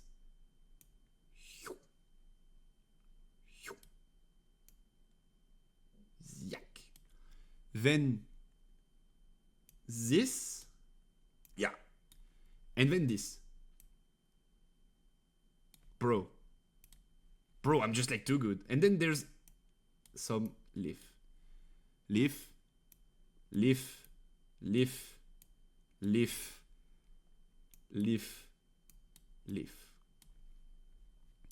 I mean, ride wind, because we don't have much room. I'm too good, but we don't see. Yeah. We don't see the chord. Oh, I need to move. I need to move. Okay, hop there. Perfect. All this to explain the game scenario. I'm like, nah. I like how the Green Jack fix is just the way I've always played game series. Yeah, everyone is playing game that way. They just like had to make this clear, but yeah, we all got how to play this. So the scenario was that when token attacks, so little swords, token is not happy. Not this panda. This one. Token is not happy, so token decides to attack. He.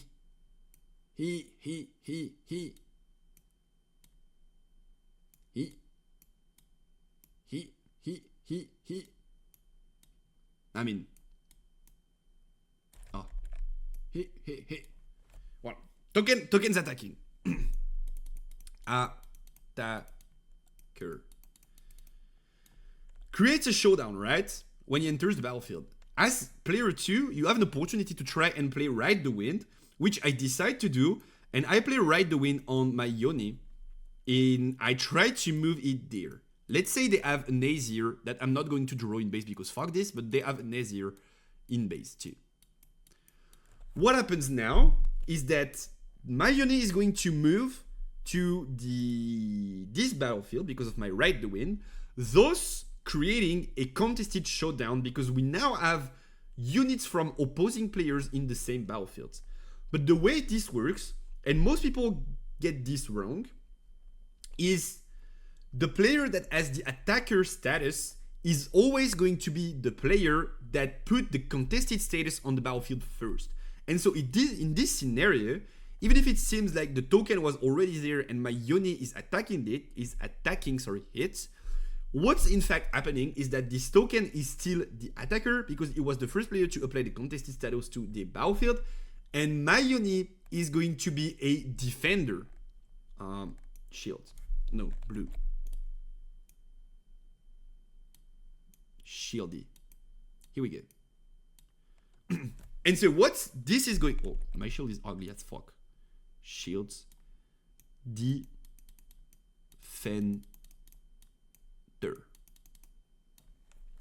And so what this means is that if they don't play a buff, nothing, blah, blah, blah, we just resolve the showdown. I get in that BF. My Yoni conquers that BF as a defender, which is kind of weird, but that's definitely how this works. And while conquering that BF as a defender, he is now conquering a battlefield that was previously uncontrolled. Because the showdown of like my opponent controlling that BF did not resolve. So my opponent was not controlling the battlefield, he was contesting that battlefield. But he never got control of it, which means like conquer, and then I have a unit in there and it's mine. So we have a status of a battlefield being uncontrolled, which would lead to me being able to use my Yoni's ability to deal 5 damage to Azir and kill it in base. Which could kinda matter, I feel like. By the way, my board is such a masterpiece, I should screen it and sell it, but not going to do that because like we are humble minds. So that kinda matters. That text change kinda matters to how Yoni works because now it gets kind of better in purple decks, I feel like, because of the Ride the Wind interaction. I don't hate it. Screen it and post it on Twitter to do the promo of your stream. I maybe should do it, yeah. How about I screen with my face in there? Give me a sec.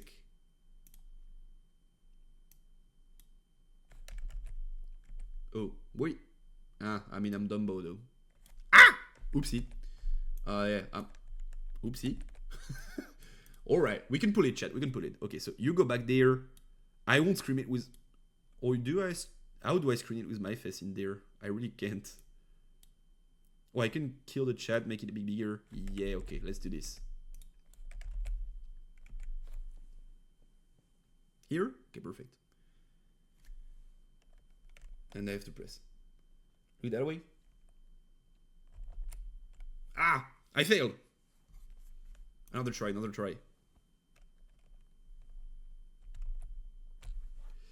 Great. Oh no, I don't look the correct way. Huh! I'm too bad, chat. I'm too bad, help me. Okay, great. No, I'm just looking. But wait, why am I Dumbo though? Okay, great. We have it, chat. We have it.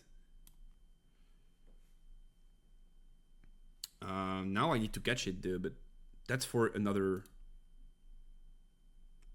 Wait. I need to do it all over again.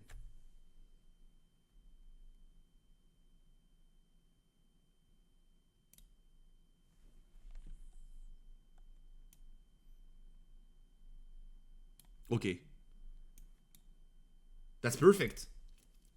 That's actually perfect. Oh, fuck you. That's actually perfect. That's actually perfect, chat. That's exactly the perfect explanation of the changes to Yoni. By the way, I'm going to go. I try to follow stream like a good student and just food troll, have fun, papoose. See you, Mia. See you, goats. Alright, so we're good to go with the board stuff. We're going to post it on Twitter later on to troll a bit.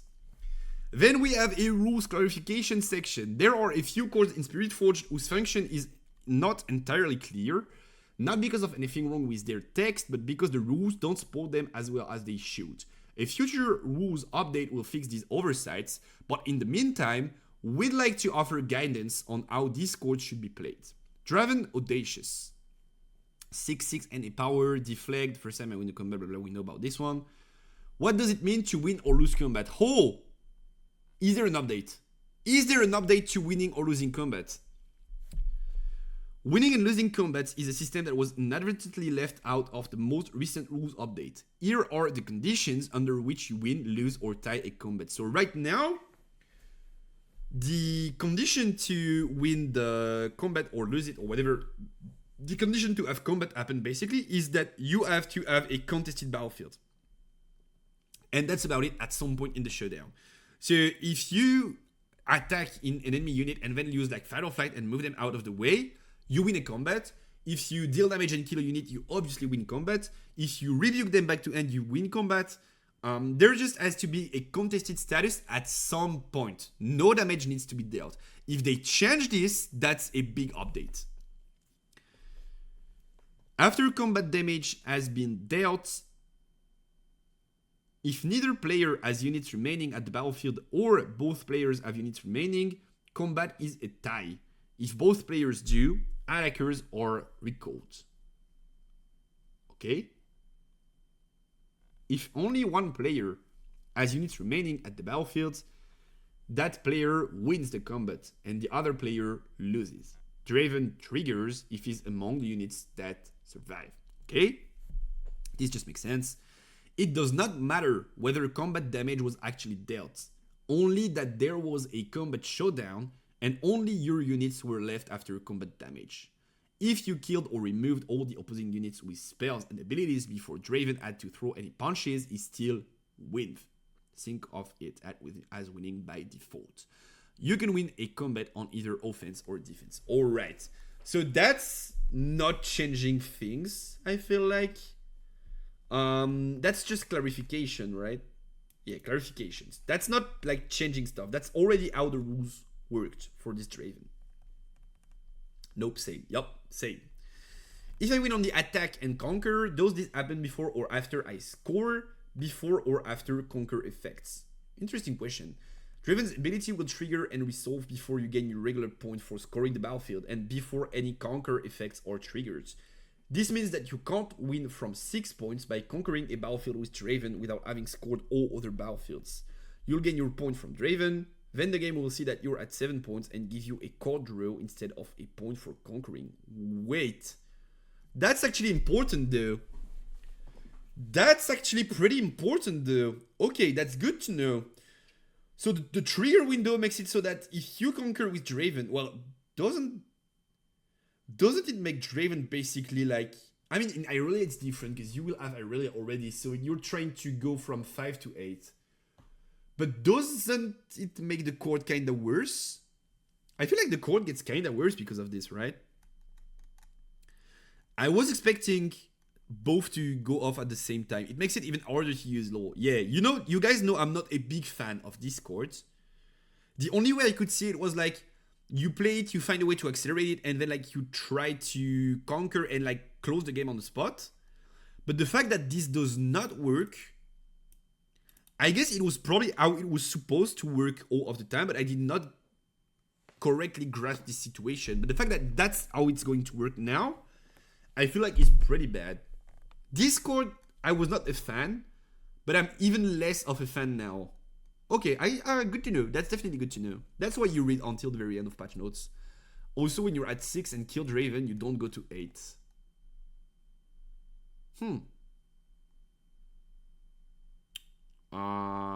True. Because when you kill it, they give you a point, and then you're at 7 and you conquer, so you draw instead. Okay. That makes it... I feel like this card's only purpose was to be like an offensive tool. So it makes it way worse on the offensive end and a tiny bit better on the defensive end. But it's not like a defensive card by any means. So I feel like, yeah, this definitely makes this card worse. Maybe some of you guys were already aware about it though, but I was not aware.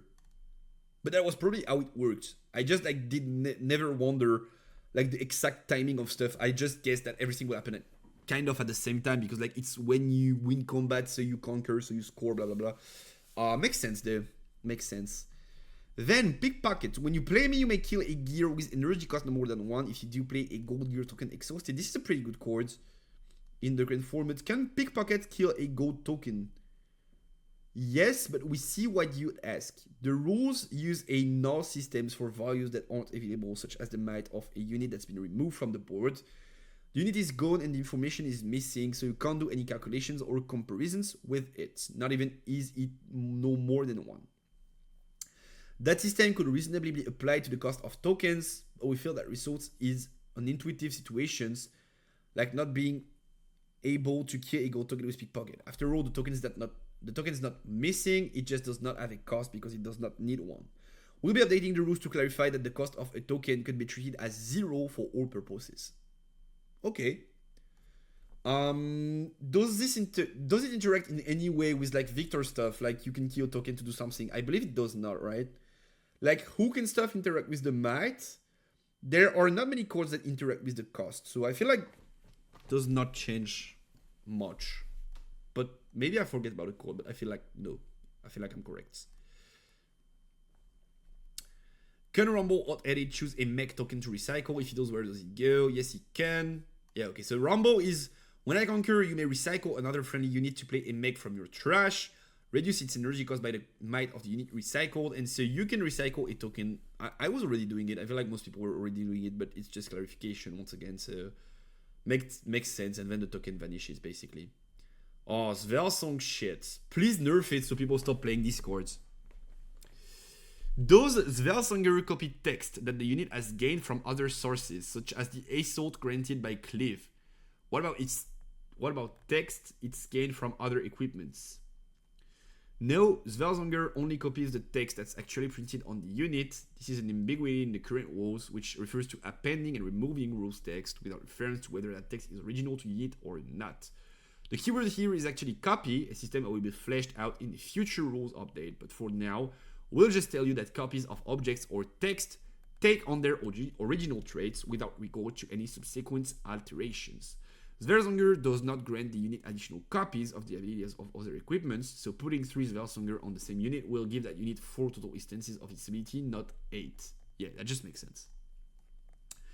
That just makes sense in my opinion. Ooh, Aphelios. Let me check. Aphelios Exalted has an ability that triggers when I attach an equipment to him and tells me to choose one that hasn't been chosen this turn. Yup. If I attach Svelsonger to him, does he have the second copy of his ability? Oh. So you want to play Svelsonger and Aphelios in the same deck. So these people are trying to play a bad card with a bad card, and they be like, yeah, but actually, does this interaction work correctly? Because in my exact deck, I'm playing Svelsonger Aphelios, and I can tell you what I need to know how to resolve the card properly. Chat. Please tell me none of y'all tried to put up an Aphelios Svelsonger deck. Please, chat. Actually, please tell me you did not.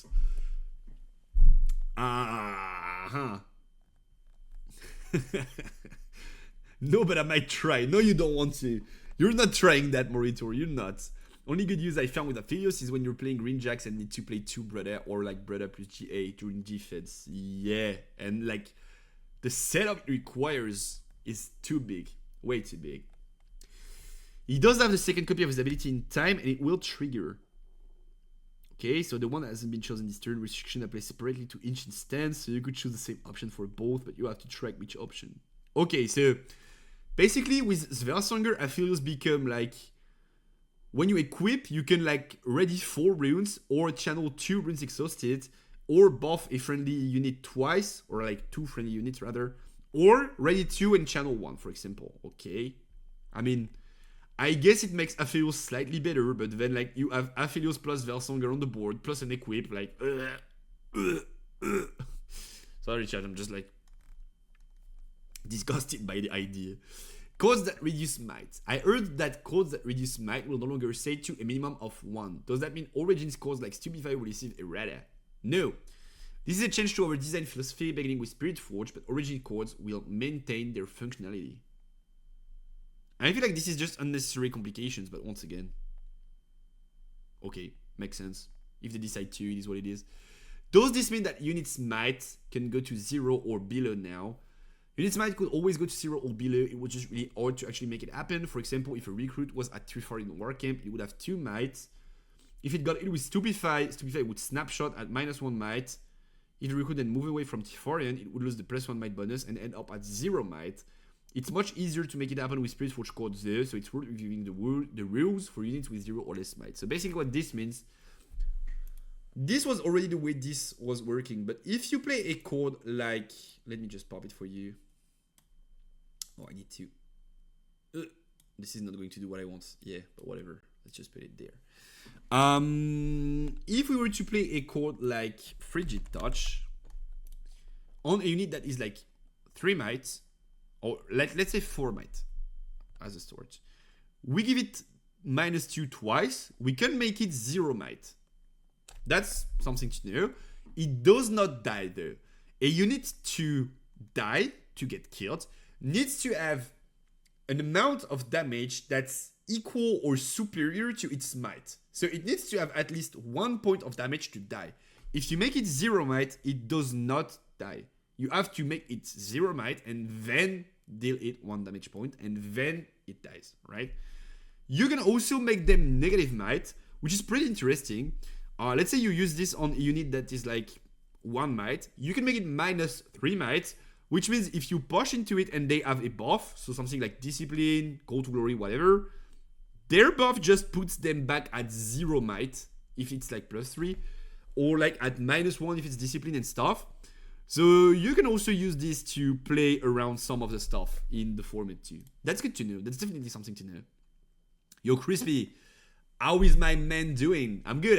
I'm better than I was yesterday, because yesterday was not the day for me, but I'm better. I'm definitely better. That wasn't this question. I was like being like, well, yeah, actually unit can go to 0 might. It was just the next question, but you guys get me. I don't need to explain once again, I guess. No, they obviously don't do negative damage. And Frigid. I mean, either I'm predicting or you guys think I read it beforehand, but bro, you're always sick, bro. That's crazy. Like 2026 is crazy. 2026 is crazy. Like from day 1 of the year, I've been like perma-sick since then. Like just does not make sense. What happened to me? I'm going to explain it once again because like I can't, like I'm 25, right? I'm not supposed to be fucking old. So can you explain why? Because I have a cold, a fucking cold, and I cough, like I go I cough too hard, not to the point like I'm dying, right? Like just I cough a tiny bit hard and I throw my back and I'm like completely blocked for an entire day, being like, oh, I can't move because my back hurts so much. Like, is it supposed to happen to normal people? Because like, what the fuck? I'm 25, not like 58. What the fuck is that? Like, this is just crazy. 2026 has been horrendous so far, but hopefully it fixes itself. Bro, I just can't figure how this happens to my body, bro. But yeah, it is what it is. It is what it is. I'm dead. I'm like 58 inside. Ezreal. What's up with Ezreal there? What cost does Ezreal Prodigy reduce? Oh, does it reduce repeat costs, accelerate cost, equip cost? Yes, yes, no. I would say. So we're playing Rumble this set, right? No. At least my prediction was correct. I said Rumble was going to be shit. Turns out Rumble is shit. I said if mechs are good, they're going to see play in Kai'Sa. Mechs are good, they see play in Kai'Sa. I mean, if you want to have guesses about the future, you know where to come, right? Looks like I have some experience, huh? What cost does Ezreal Prodigy reduce? Yeah. Now, bro, your boy is ride or die on Rumble. Nah! Crispy! Crispy! I mean, if you're playing for the meta core, though, the deck has legs. It just can't run. But it has legs. Like, it's functional. It's just bad. So, you probably definitely can aim for the middle core and maybe, like, try to snag a top 64. But you're not going further. I tell you what. Join the court. I'm nowhere near the church, bro. I'm like evil priest of the church. Not believer. 0% believer. So Ezreal reduces additional costs that are optional to pay. These will generally use both the words additional cost and the words may. Repeat and accelerate are the two main sources of optional additional costs, but Ezreal can also offer a discount for one-off oddballs like Blast Corpse Cadet. Yeah, so Blast Corpse is a turn one that you can pay power to deal 2 when you play me, I believe. Blast Corp. You may pay 1 energy and a power as an additional cost to play me. When you play me, if you pay the additional cost, deal 2 to unit above it. Yeah, so that's a turn 1 that becomes a 3 energy play and 3 in a power play to deal 2. Ezreal can reduce that. That just makes sense. And Ezreal can't reduce equip cost. Yeah, that also makes sense. It's not optional. If you want to equip, you have to pay the cost anyway. These erratas are insane. No. Yeah, the erratas on reflexive triggers do change quite a bit of stuff, but I feel like that's for the best. I'm pretty optimistic about this. Like, I've seen a lot of discourse on Twitter on like, this is doom, this is shit and all. I kinda like it, not gonna lie. Deflect costs. Yeah, that was my question though. That's something that I was wondering day one of the set. When I started testing Ezreal, I was like, wait, I can choose not to pay deflect, so can Ezreal pay for the deflect costs? And I asked a judge friend of mine, because like once again, I'm like bad at ruling. And he said, TLDR no. And I was like, okay, well, so Ezreal is doomed. It's all fine, makes those spells way easier to explain. Yup, easier to explain, and I kind of like the balance that comes out of it too. So I don't hate it. I kinda like it, yeah. Hostile. If I use hostile to take control of my opponent's only unit at battlefield, will there be a showdown? Will it be combat? Yeah, okay. As in like only them have a unit, you play this from end. Their unit becomes your unit. You start a showdown and then you attempt to conquer. I mean, that was already written on the card, no? Start a combat if other enemy units are there. Otherwise, conquer. Okay. That's the conquer part that people were like, okay, so there's no showdown because that's only like otherwise conquer, I feel like. But that, yeah, that just makes sense to me that if there's a unit, you start a combat, so that implies that there's a showdown, right? Blah, blah, blah, blah, blah, blah, blah, blah, blah, blah, blah, blah. In the meantime, though, we believe starting a non-combat showdown is the least disruptive way to handle this scenario. If you need precise timing, assume that your opponent loses control of the battlefield in the same cleanup that begins the showdown, even though ordinary control is frozen once the battlefield becomes contested. Yeah, okay, that just makes sense. Temporal Portal? This is not Temporal Portal. I'm no expert, but I can read though. This is not Temporal Portal. Temporal Portal. Or is it an interaction with Find Your Center? Nope. Okay, this is because of Find Your Center interaction. It was written like it skips the showdown. Yeah, okay, I kind of get it. Kind of wondering if Deflect is the way to go into Draven, especially with how good purple is this set with Fight or Flight, etc. What do you mean Deflect is the way to go? As in, you want to include Deflect bodies to try and counter the format? Is that what you're talking about, Crispy? What I want to know is what happens when you equip 0 drive on a stolen unit. That's not in there. Oh, that's the last rule, by the way. No clue. No clue, and even if I tried to guess, I would probably give you a wrong answer. So maybe I could try to guess so that you know that my answer is wrong and you pick the opposite, but no clue. Sorry, Leo. So what exactly is Temporal Portal?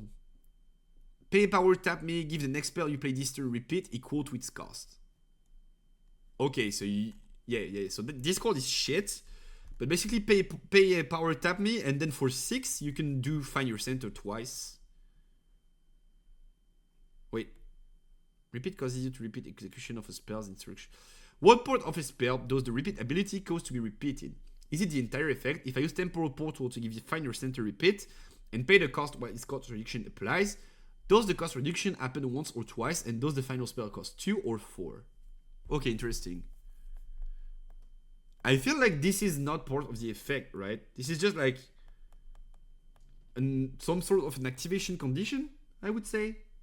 So I would guess it becomes like 1 and then repeat 1. Maybe I'm wrong. Repeat causes you to repeat execution of a spell's instructions, which are the things the spell tells you to do as it resolves. And the repeat cost of your Find Your Center is not reduced even when its base cost is, because anything that asks for a course cost finds its printed cost as the answer. Alright. So it's pay 1, then pay 3. This means Find Your Center's cost reduction applies only once, and the final spell costs 4. Its base cost of 3 plus its repeat cost of 3 minus its cost reduction of 2. Okay. That's interesting. That's good to know. That's pretty good to know. Not specifically for Find Your Center and like Temporal Portal, but overall for the repeat feature. As in, like, if you reduce the cost of the next card you play or whatever, those the repeat get reduced too and stuff like that. That is pretty good to know. I feel like it makes it go from bad to unplayable. That's kind of Kato the arm treatment, right? From like unplayable to unplayable. The summon mech spell was the only one I could think about being good to give repeats. Yeah, I could see it, but it's just not good. I mean, deflect in general, purple for me is all about removal, and you have the technical win from a bow that goes with Draven Legends.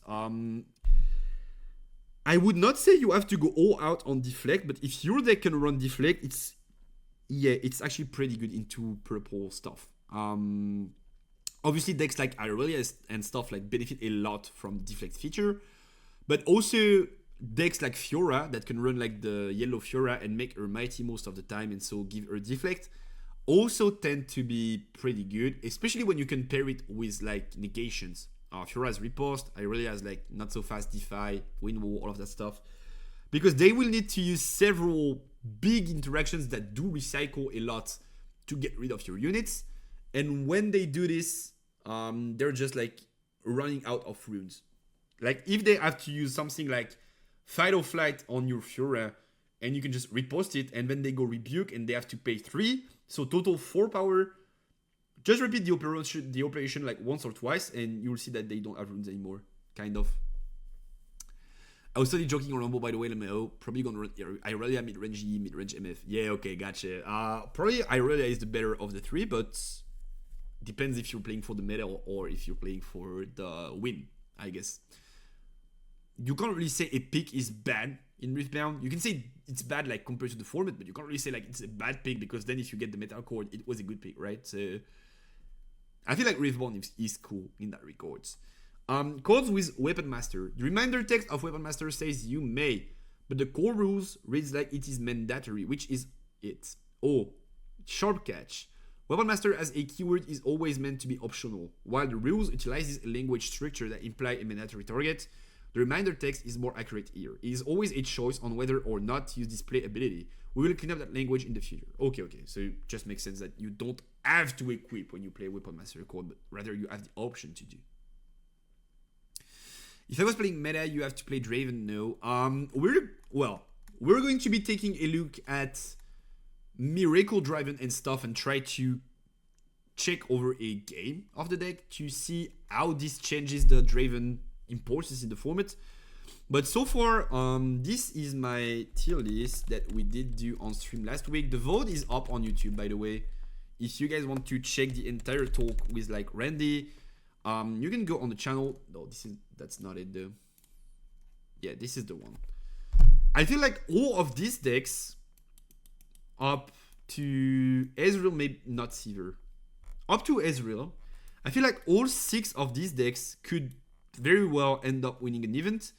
These 3 are the more likely to do so, and these 3 are the more under the radar / potential. Slightly worse than these, but they feel very good.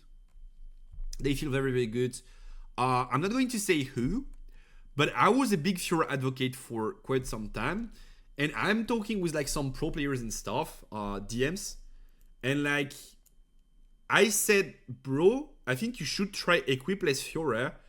It has a super good matchup into Draven and Irelia, and it is fairly decent in Kai'Sa because you can sideboard so much for it. With the unyielding and the riposte and the buffs. And I feel like Fiora has a spot as an underdog in the format. And they were right. They were like, nah, I'm not so much of a believer. We tried it. It was not like so good in testing. And they did try it more. And they reached out like the day before yesterday saying, you were right about Fiora. It's actually one of the sleepers of the format. It's probably a super good deck. So I'm pretty confident in my read of the format. I feel like I'm pretty accurate on that point.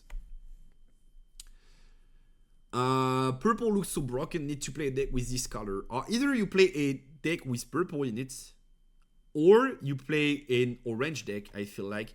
Kai'Sa being the exception, because Kai'Sa kind of has that ability to do what purple does in the removal, while not paying the power cost. So Kai'Sa is like pretty good, but orange also has Punch First, that forces purple to use their cards. Also has Sabotage, that forces purple to use that, or at least gets rid of purple cards, and also as Riposte in Fiora that gets rid of the purple cards. So technically, like half of your deck can counter their cards, like their broken cards, which makes it so that you have some sort of an advantage in the direct matchup. It's either like you play the best strategy or you play a strategy that counters the best strategy, right? On the other hand, Fiora suffers into some other random decks, such as like Control Rek'Sai, which is a nightmare to play into. But that's what it is, right? You pick a deck that's like specifically designed to beat the purple decks, and then you have to accept that you take the loss in some weird and wacky matchups. Renata, I feel like, is pretty slow, unfortunately, and not good enough. If the first part of the legend was something that helps you reach 5 points, I would be down, but it's not the case, unfortunately. Kai'Sa and Irelia are in the same tier as Draven. Yes, sir. Draven is especially weak into control. We'll have to see if, like, we're going to talk about the Miracle build now. So we'll have to see if this applies to the Miracle build. But if you think about, like, what Draven does in the format, like the usual Draven I'm talking about, aside from the axes and stuff, which, like, you can still deal with the axes, but aside from the axes and stuff, like, a singularity basically kills the deck on the spot.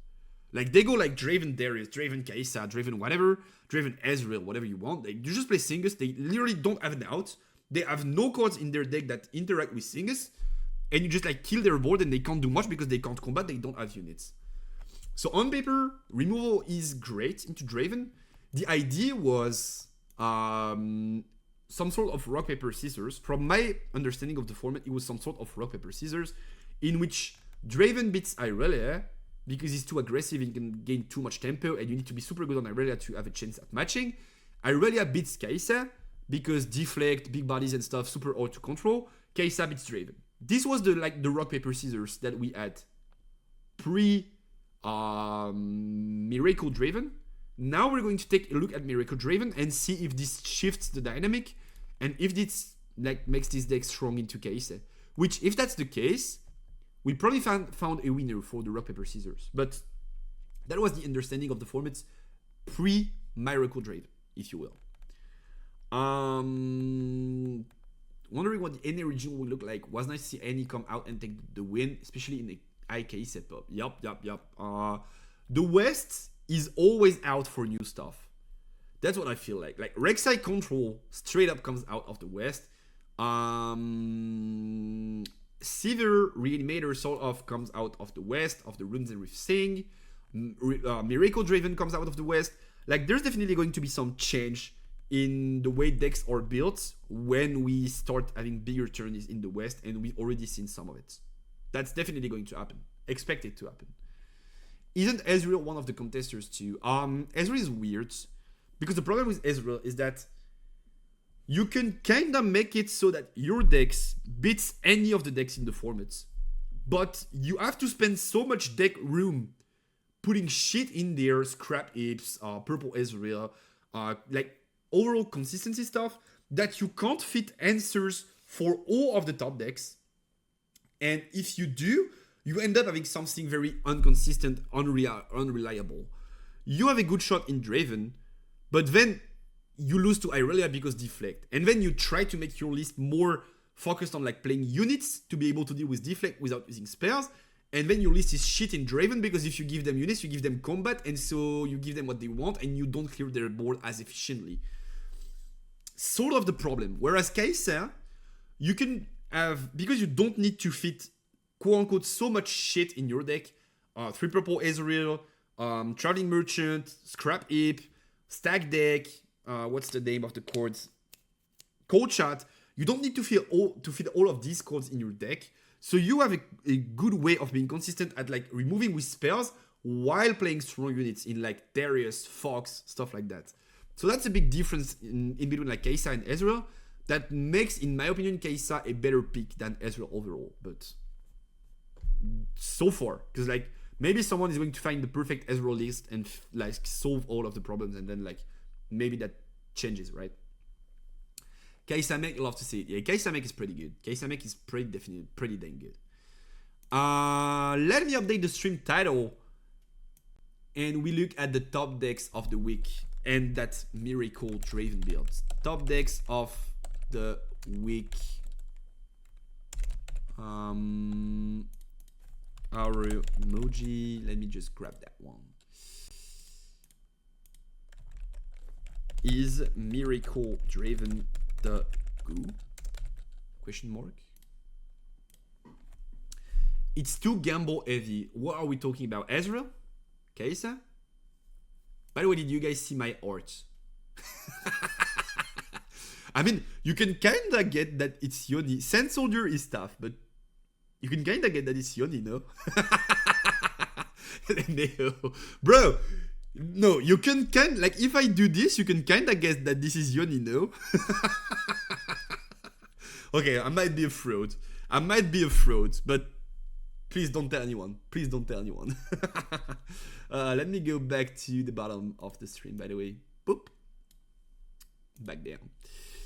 It's too gamble heavy.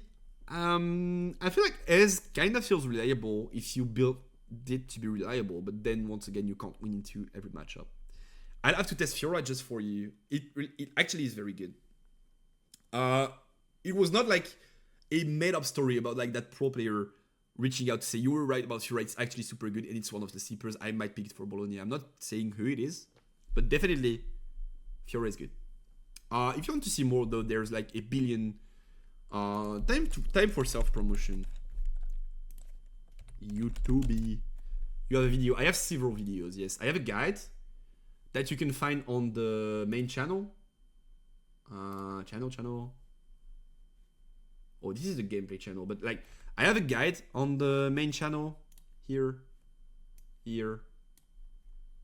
which is mostly up to date with what I play these days here. My favorite set 2 decks so far.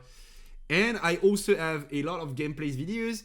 I'm trying also a new type of gameplay videos. You guys probably are familiar with like me playing IRL locals and just sharing the gameplay and like playing games. But I also try to do some sort of like educative videos, sort of. And these two are part of this new testing, which I play ranked on the Runes and Rift Discord server. And then like I just talk my mind through the plays and I go like, okay, in this situation, I want to play around this. I'm probably doing this because this. And the idea is to play around this and to achieve this. And like it's sort of educative gameplay because people have been asking for some gameplay to go with the guides. And I've not found a correct way to make a guide that's not like 50 minutes long if I have to include gameplay in there. So the best solution that I came up with was trying to make 20-ish minutes guides, 20 to 30 minute guides, and then like provide gameplay on the gameplay channel. Love the thumbnail art. Yeah, my editor is just too good at thumbnails. Is a signature spell of Fiora one of the reasons she is that high in the tier list? Yes, sir. Yes, sir. That spell is broken.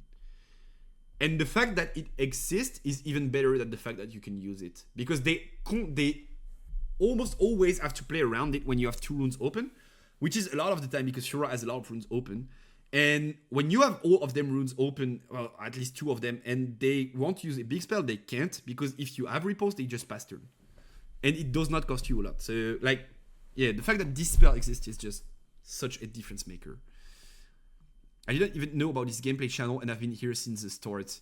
Crispy, you have work to do to catch up. You definitely have work to do to catch up, because there are some VODs, some vids in there.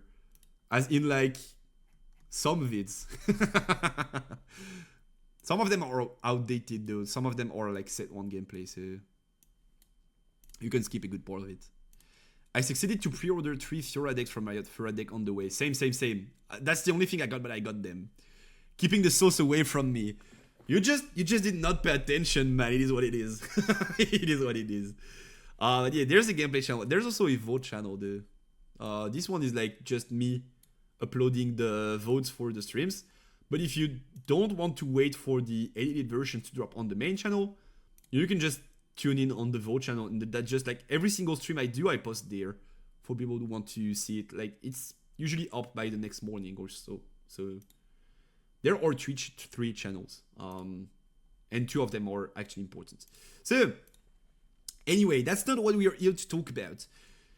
I wanted to have some talk regarding the decks of the week. Now I feel like as long as we're in that sort of early Spirit Forge format, I feel like that's something that we have to take a look at, and maybe we have to fish for innovative decks, like newer decks, creative decks. And so the best way of doing so, in my opinion, is by checking the Rift Decks website, which is like super cool, gets all of the list for all of the events, and there's a lot of stuff there and a lot of data to scrap.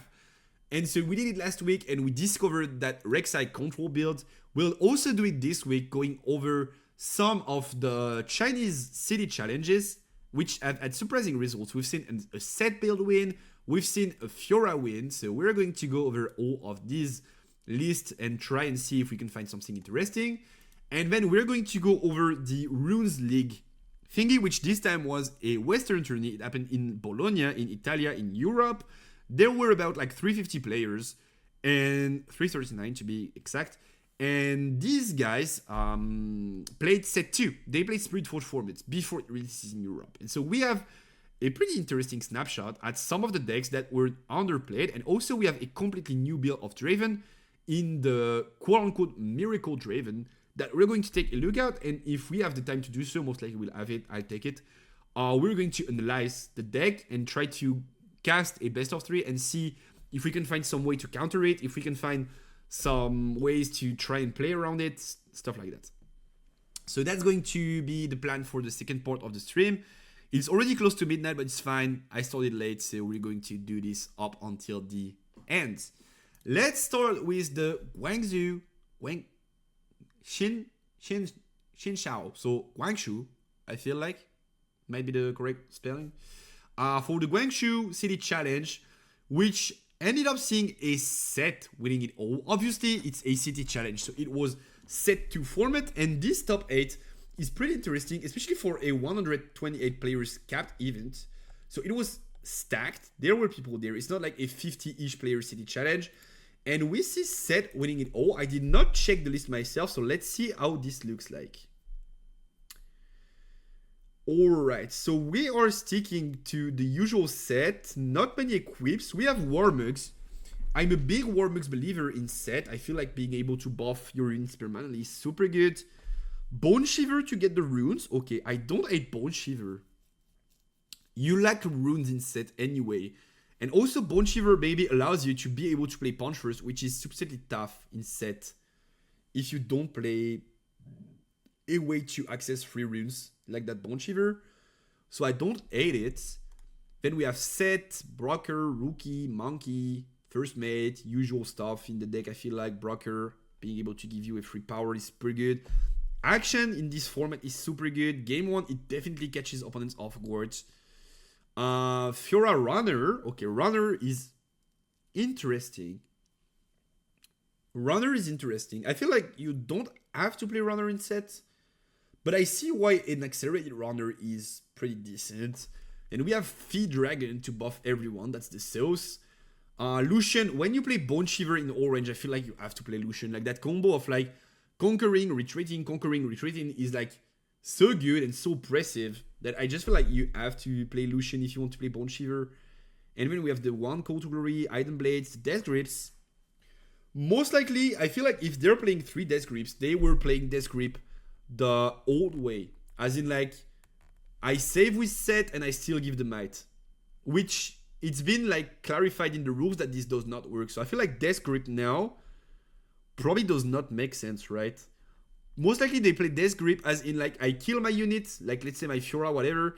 I give my might to action and then I save it with set. But it's been clarified in the rules that this does not work. So probably we're cutting the Death Grips instead, right? Kinda don't want to play Death Grips if I can't have the might bonus while killing with my legends. Side does not matter though. These are best of 1 formats. Okay, interesting list to look at. I feel like Fiora is just a better version of these decks. But it still exploits some of the concepts that I think are pretty strong in Fiora. So that just makes sense. Death Grip is okay for a double punch first turn, but then you have to lose your unit. And it's pretty expensive and it's set up. Requires you to have like 2 units and want to use a punch first. So I don't think I like it. I'd rather play several Call to Glory instead of like the Death Grips. But I kind of get what you mean, but I don't think it's that good. But it still exploits some of the concepts that I think are super good in Fiora. Like this unit in Fiora is cracked, you play 3 off. This unit in Fiora is cracked. This unit in Fiora is cracked. These guys are also pretty good. I mean, first mate is just a good call overall, right? And then you have access to all of that toolbox. You have access to the challenge to try and control the board. Showstopper is a tiny bit better than Yellow Fiora, but they kinda work the same way. Not the 4 cost, the 3 cost. And you abuse punch first. I'm not too surprised that this deck wins because I feel like it abuses the same things that I think are super strong in Fiora. So that just makes sense. I still think Fiora is a better set though, but I don't hate it. Set received a buff though with the ruling stuff. Like with the new rules, Set got kinda buffed because now he can survive through Falling Star, he can survive through Rain. So maybe Set is a bit better than it used to be. But the problem is like Rebuke and stuff, you don't have an out. So I think in the purple format, Fiora is most likely always going to be better than Set. Also, Fiora can main deck Sabotage because she has the runes to do so. Set does not. So I feel like Fiora is just straight up better Set, but I can kind of see how this color combination ends up doing well in the format because I'm a big believer. And also we have the 3 draw power battlefields, which I think are pretty important in these decks.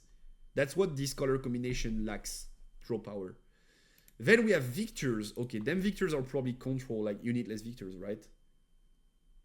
Kind of, but with an Evangel. I mean, they have an Evangel instead of a Jace, but aside from that, it's basically unitless Victor. And this one, is it also unitless? Kind of with a Xin. So one plays Jace, one plays Evangel, one plays Xin, but in the end, it's all control spells. And then just a bunch of like gold token generators in the Blood Money, Cask, blah blah blah, and we try to not pay too much power and to conquer with the tokens. I feel like okay. I mean, we know about these lists already, so we're not going to spend too much time. We're fishing for new stuff, right? Not for stuff that we know about already. Lux, is Lux unitless? No. Okay, interesting. Lux is not unitless. I was expecting most Lux's lists to be unitless Victor, but worst. As in like, but worth, sorry. As in like, we play almost no units, but we don't have the tokens, so we still have to play a few. And then we just like try to play as much spell as we can. And the Vanguard Armor with Jace combo, and that's about it. But this Lux list plays quite a few units. What the fuck is with that repetition? 1 scout, 2 forecaster that only has vision, 3 blockers, 2 sentries. So that makes for a 9. But why would you not play forecaster if you think it's better than scout though? Thank you for the photo, Get a Cane. Welcome home, brother. Sharp is a broken chord. Pickpocket is a good chord. Punk is meh, I feel like. Or Blue Poro, what the fuck? Yeah, I mean, that's just weird. And the rest of it is like control, right? Bellow, Call, Drag Under, Wages, Decree, Progress, Recruit. Also, we still play Recruit the Vanguard, even with the Armory, and we play the Monofox too. Huh. Chinese loves the 1-of-4 best of 1 for some reason. Yeah, I mean, if you have a deck that has the option to draw a lot and cover a lot of scenarios with the cards that you draw, why not? But is that the case for Lux? Like, isn't Lux fated to be a combo deck anyway, and like there's not much else you can do with it?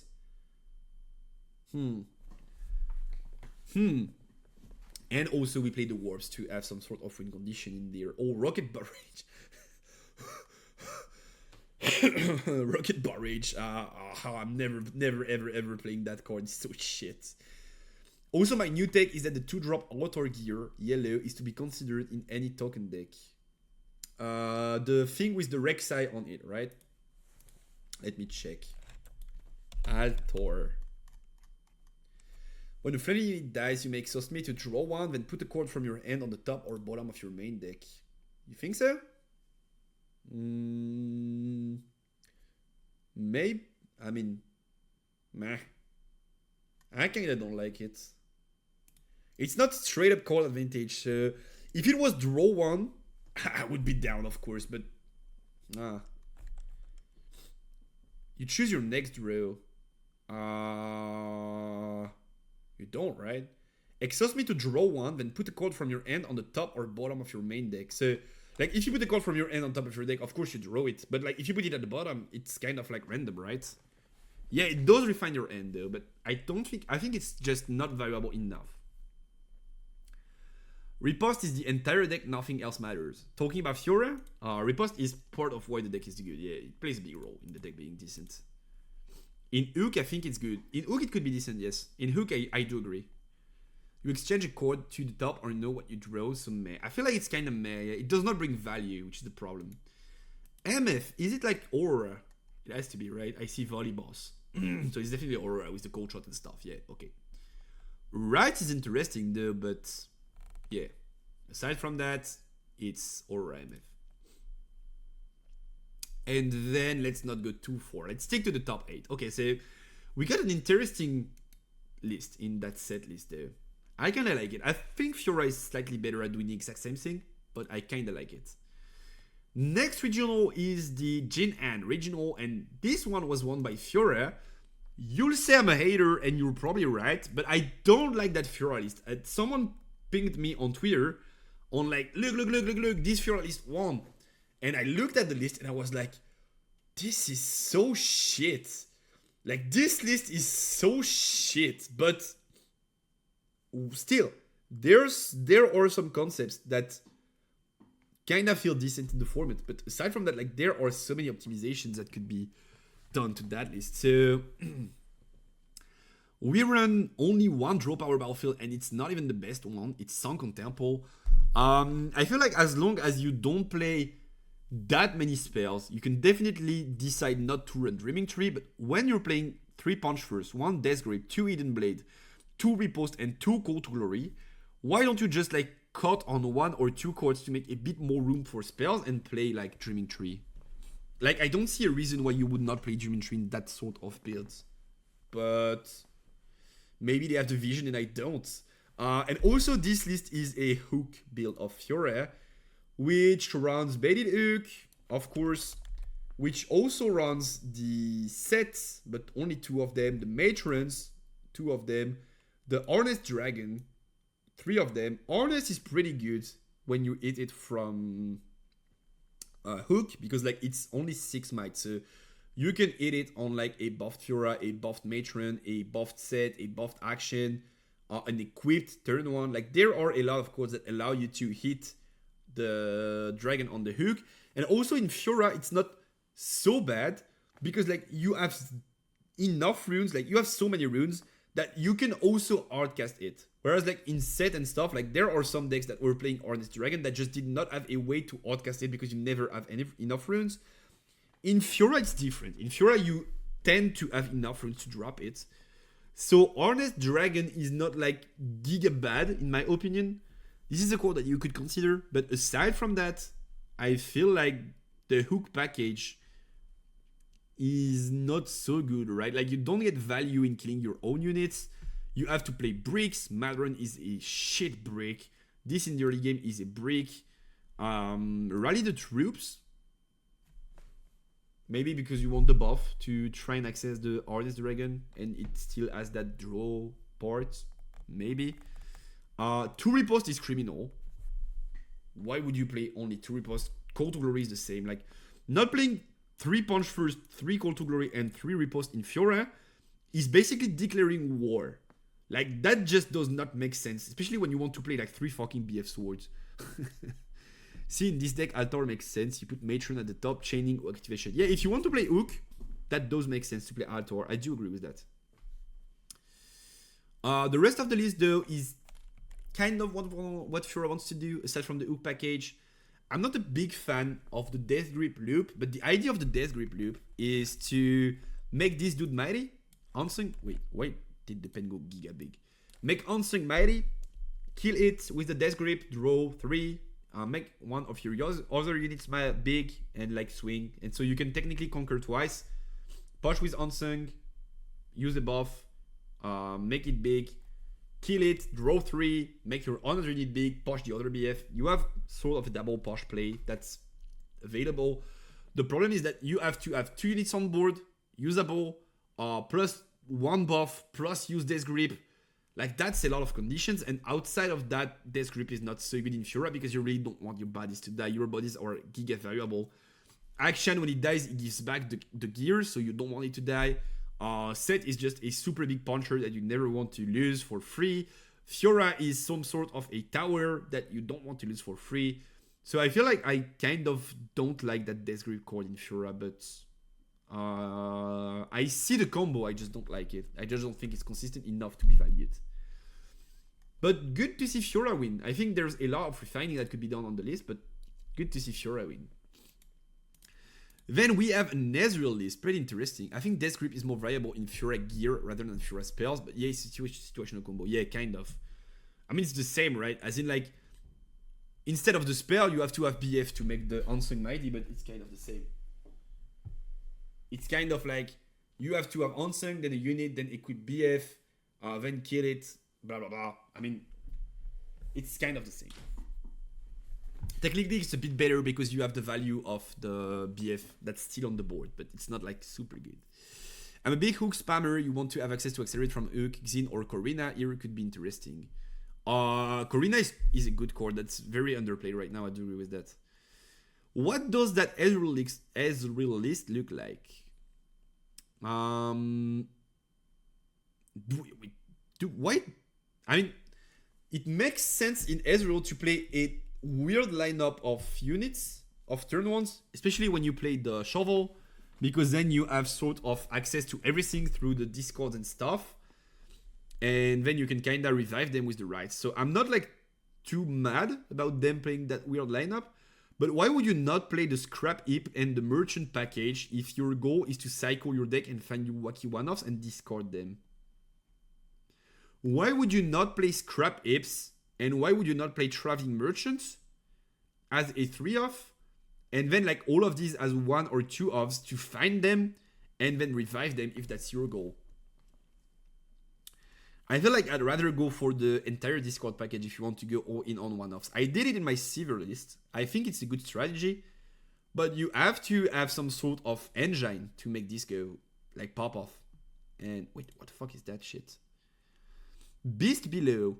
When you play me, return another friendly unit and an enemy unit to their owner's end. Wait. Huh? So that's to bounce your S and your Fizzes, right? And maybe your Splitters? But then if you don't have them, it's pretty bad. I mean, if you don't, you could also not have to bounce a unit. As in, like, just play Beast, you don't have a unit, you don't bounce, they bounce 1. It's decent. If you have a unit there, not sure. But yeah, I think I don't like this card. I'd rather play an extra copy of something else. Then Splitter Watcher just makes sense. Seal makes sense. You have to pay for deflect and stuff and cycling. Edge of Night Rides, Cold Shot. We have 1 Rebuke, 1 Bargain, 2 Frigids. 1 Singus. Huh. Rocket Barrage in the main? It's a Rebuke on play if it's alone. Yeah, but I might as well play Rebukes, I feel like, right? I feel like I might as well play Rebukes instead of this. Do you really think Rocket is that bad? I faced Kaisa running it. The flexibility of the spell is strong, I feel. Yeah, I think Rocket is like just way too expensive. Like, you pay 4 to deal 4. With Falling Star, you can pay 2 to deal 6. That's already a problem. And then, like, the kill a gear ports, there are not enough strong gears in the format for you to play this. And most of the time in Kaisa, when you want to interact with a gear, it's because that gear gives might that prevents you from killing the unit. But then I'd rather play cards like Smoke Screen, Frigid Touch, Stupefy to reduce the might and kill on top of the gear than kill the gear. Because, like, I mean, for that amount. It targets base though, Snipe Kaisa or Draven turn 2. Yeah, but I'd rather play 3 copies of Falling Star and then 2 copies of Piercing Light than this. Falling Star is BF and or base. Yeah, and I like Piercing Light. I think Piercing Light is underexploited right now. It's starting to see play though, but this card is also pretty good. The flexibility of killing the gear is good on paper, but I mean, it's too expensive. If it was cheaper, I would agree with you. I would probably agree with you. If it was cheaper and then it was like deal 2 for, it was like 2 and 1, ends up being like deal 2 to unit in base or kill a gear and then repeat, I'm down. I'm like super down. But 4 energy feels like too much, in my opinion. Okay, so that Ezreal list is a bit of everything, as we know for best of 1 lists. I think there's some consistency work to be done with this list, but unfortunately Ezreal kind of has to be all over the place to be able to beat everyone. Makes it a Saki deck, sort of. Okay, what else do we have? We have a Draven list in Wuchi? Chin Shao, so Wuchi. Is it Miracle Draven? It is Miracle Draven. So they did happen to find me. When was it? Was it the same day as Bologna? 10 and Bologna was 10. So it was the same day. So they did happen to also find Miracle Draven before we did, or at the same time we did reveal it. Pretty interesting. Okay. Miracle Draven. I mean, they don't have the 3 rashes, maybe, but they have the Nocturnes, they have the Rams. Let's keep it for later because we're going to talk about Miracle Draven, but that's a pretty interesting take on the deck. This one was Draven, Kaisa, Draven. Oh, a Severe broke through top 8 though. Let's check the list. Is it like Reanimator Severe or Downwell? Please tell me it's not in the main deck. Please tell me it's not in the main deck. They literally created it before Italy. Oh, okay, I was not aware. I thought it was like an Italian creation. Why is it called Miracle? It's called Miracle because like you don't pay for nothing. You just spawn 3 bodies by paying like 1 energy, 1 power. Which is why it's called Miracle. Like you go from an empty board to like a full board because of the cost reductions of stuff. Let me check that Seaver list. Shovel, Turners, Merchants, Zealous, Scraps. Oh, please play more Scraps. Fizz, 1-off. I like that list. 3vex. I mean, 3vex could help. 3vex could be a decent solution in mitigating Seaver's power cost when you don't find the seals. I actually like that list. 3S, the cold shots, the mono fizz, the zealous combo with the shovel, we have the scraps, all of the good toolbox. I think 2 punchers is pretty good in Seaver because you almost never want to play 3. It's too expensive. And you really want to play purple seals, which means you can't really mitigate the puncher's cost. You can play with gold, obviously, but still. Mono bargain, I mean, I don't like it, but if you want to, rebukes, rides, switches. I think this list is pretty good, chat. I think this list is pretty good. I don't hate it. Yeah, I think you would have to put a bit more scraps and maybe get rid of the timelines and the switches and the bargains and like add a bit more consistency in there. But I like that Vex idea. I really do like that Vex idea. Sivir looks fun. Yeah, Sivir is super fun. I feel like what we kind of call we call them reanimator decks. Now I feel like we have to call them miracle decks because of Draven. But the idea of like having access to a lot of one-offs, cycling your entire deck and seeing like all of them and like making decisions is weirdly enough a good thing for the game, because like these decks are like hyper skilled to play. You see most of your deck anyway, so like you have options to play like one-offs and two-offs, and you're going to see them. And most of the time the better player is going to end up winning in the mirror, because like if both players see their entire deck, aside from like major game facts, the better player is going to win because he's going to take the better decisions and grab the better cards and like the better sequencing, and he's just going to get the better outcome out of it. So I really do like that dynamic that purple is bringing to the game. Maybe it's a bit too powerful compared to the other colors, but if the other colors were on par with this, I feel like I really like that dynamic. I like how there is only one orange card. I think someone called my Sivir list mono purple Sivir, and I was kinda okay with it. Let me check. I think there were like 2 orange cards in Sabotage and Punch, and that's about it. Not there. Dex. Sivir. Yeah, that was the same. I was only playing the 2 orange cards that I considered broken at the time, and that's about it. You only want to play purple. Where's my boy Rumble? Rumble to be... I did make a Rumble list. Get ready to Rumble. But I don't think it tops. It is what it is. Unfortunately, Rumble is not it. Rumble feels like it's not it. Okay, so I really do like that Sivir build. I think it's a good build. I think it's very cool. It was fun. Yeah, Rumble is fun. Aside from that, Draven, Kai'Sa. Is Kai'Sa Mex? Or is it Control? It's Control. Okay, they decided not to run the Mex. I don't see a reason you would want to not run the Mex though. I really don't see a reason you would want not to run at least the Forerunner on its own, like this dude. And then maybe more of it, but at least the Forerunner, I really don't see a reason you would not want to run that card. I really think that card is like cracked. And you have to run it somewhere in the list. What else do we have? So Wuxi we're done with. Ifei we just looked at. And now we have Shenyang left. And he got second place in Shenyang. Oh, interesting. And Fiora got top 8. Okay. And MF got top 8 too. Okay. So this was the spicier one. It's got Burn, Hoops, Thunder Song. Yeah, that's a good chord too. That's definitely a good chord, especially into fighting into orange.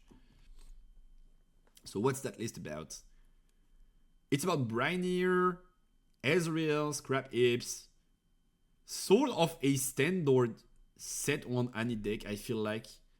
Aside of the Ezreal, but like it's more of a consistency tool than a mechanic of its own. They only play the 1 cold shot though. Not sure I like it, but... And then 2 Dravens is interesting though. Do you want to play Dravens in any? I feel like you don't, but maybe you do. How does Draven do in any? If you play into Control though, it's pretty bad.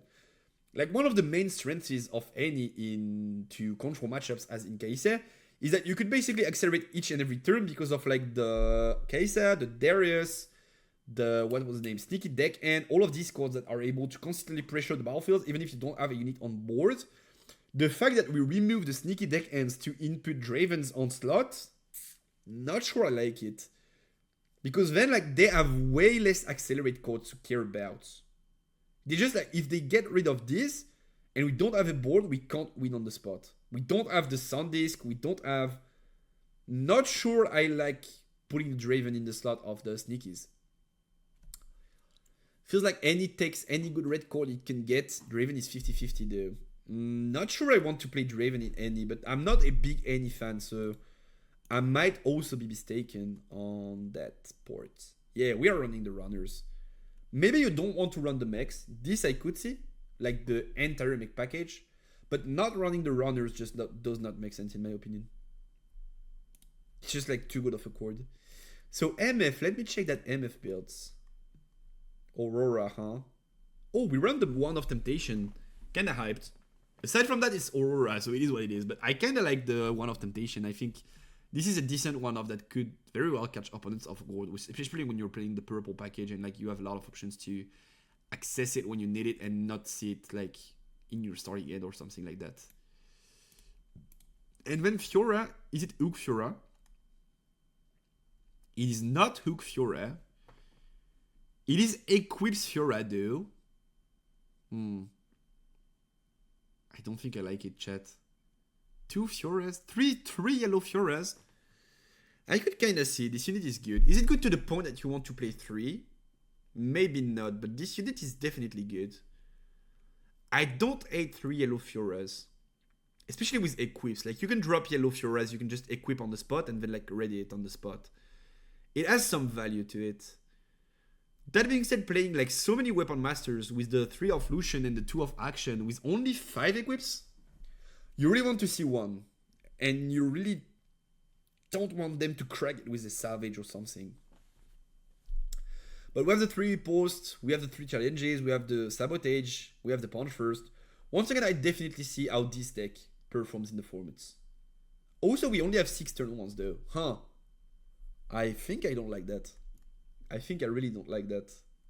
Only having access to 6 turn 1 feels criminal in a combat deck. Except if you blind second.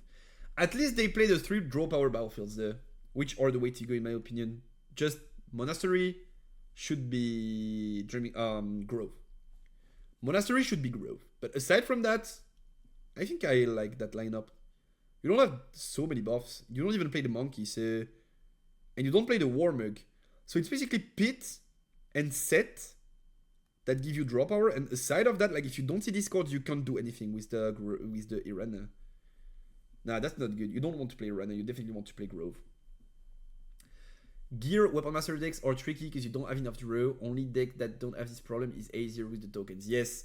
So the problem is you don't really have the room in a deck to fit all 3 cores of what you want to play if you want to play equips, because you want to see enough equips to see them in the early game, enough units to pair them with equips, because if you have only one of those, it does not work. You need a unit to equip to, and you need an equip to equip it to the unit, basically. And then you want to fill toolbox on top. Punch First, Sabotage, Challenge. Like this is toolbox, Riposte. This is toolbox. This does not accomplish anything on its own, but it works with the code you have. So basically, you not only do have to find A plus B, but you also have to combine them in like some sort of middle equivalent ratio so that you can get in the same number of A and the same number of B, which is kinda impossible to do stats wise. Which is why I feel like gear decks are kinda bait right now. I kinda don't like them. They're not like trash by any means, but Fiora I feel like is way more consistent with spells because you play a bunch of units that are good on their own. Set is good on its own, Fiora is good on its own, Action is good on its own. You don't play stuff that need Weapon Master to work to be good, and then you only play toolbox. Like you play buff, you play sabotage, you play challenge, you play signature, you play hidden blade, and so your core is your units, and then you just have to put some toolbox on top and sequence the best you can with it. That makes it that you have way less requirements, I feel like, in your deck. It's just too slow on average. Yeah, also that's a big problem. Most of the super good Weapon Master body in orange is Lucian, and that implies that turn 1 you have to drop Doran's Blade, and then turn 2 you have to drop Lucian, which does not accelerate, so you start playing turn 3. And orange is a fighting color, which means if you're a fighting color and you don't find a way to fight before turn 3, you most likely have trouble staying in the game and being a relevant deck, I feel like. So I would still say my Fiora build is better than this, but that's interesting to look at.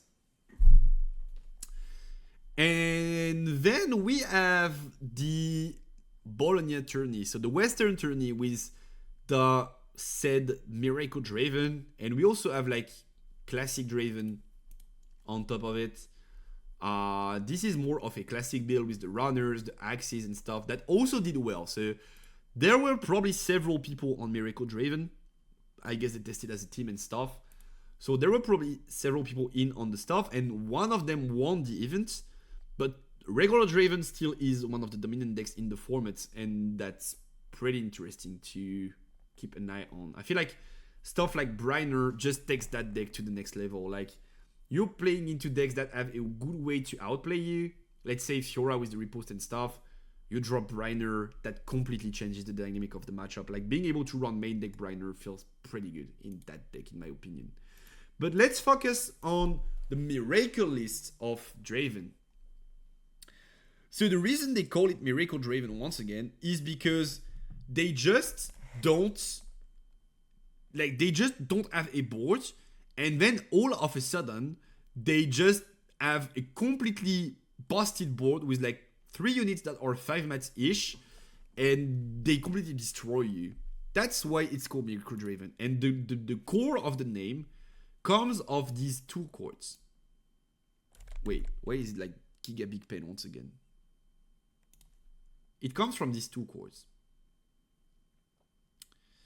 So the idea is that you're going to use your early game to get the maximum out of the consistency purple can create with stuff like the Ezreal, with stuff like the Cold Shot, with stuff like the stack deck that we play here, of course. And then you're going to end the Scrap Heaps to draw cards, and we're going to try and set up a combo of a seal and some interactions in our hands and these guys.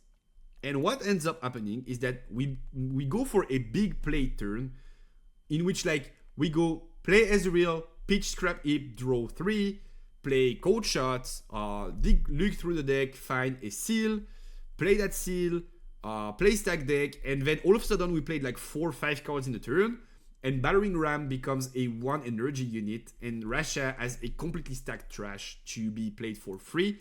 And then starting from that point on, we just abuse Fizz, we just abuse Last Rites to permanently replay our units, paying the power cost with the seals, and not paying the energy and the power cost of them units. And so we spam Rashas, we spam Battering Rams for free, and we just spam the boards that way.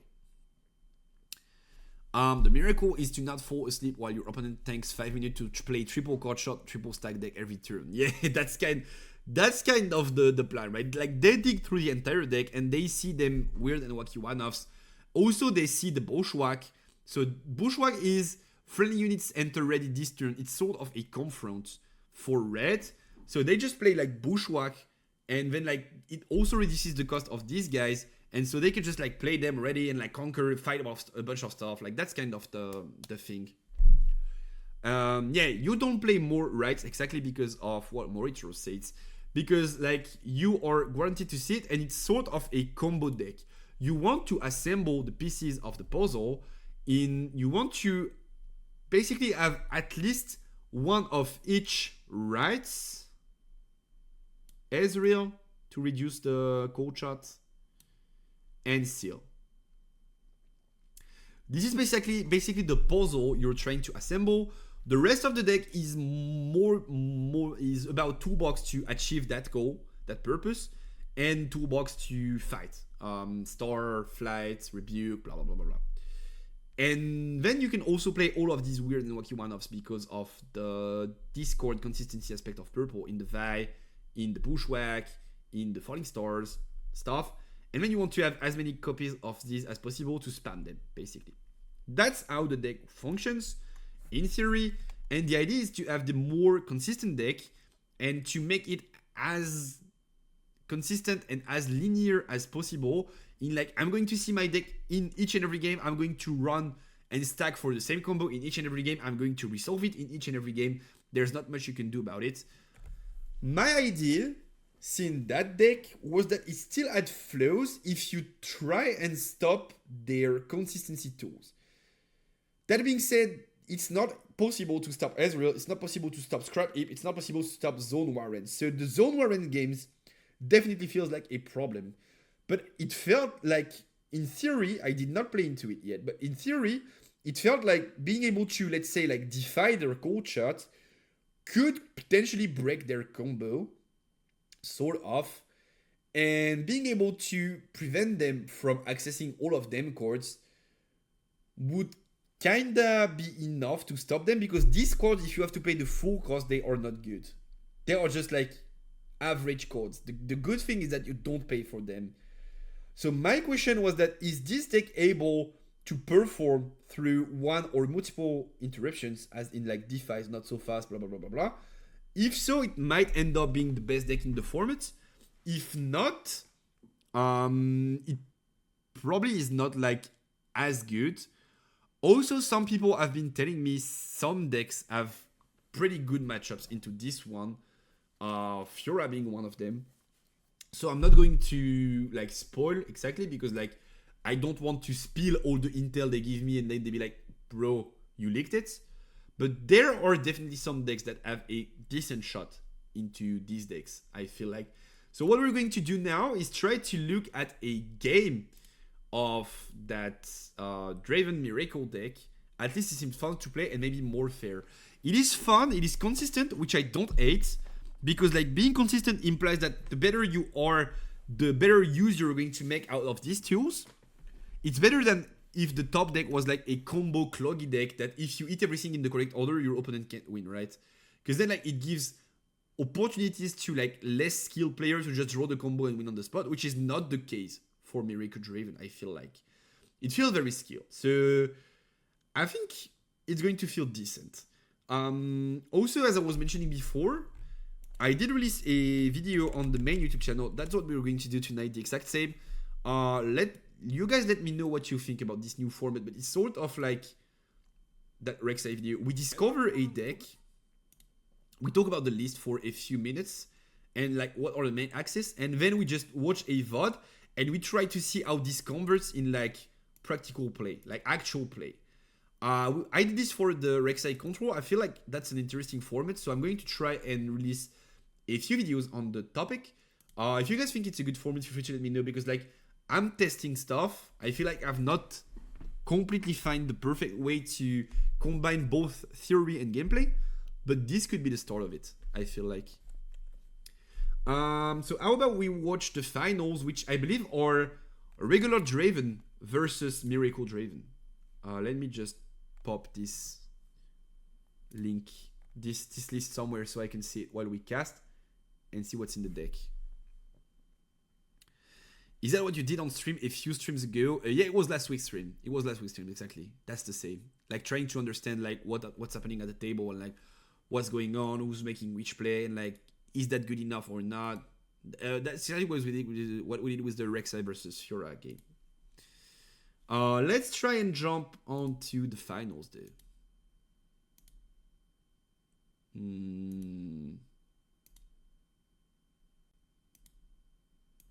We'll be right back. Blah, blah, blah, blah.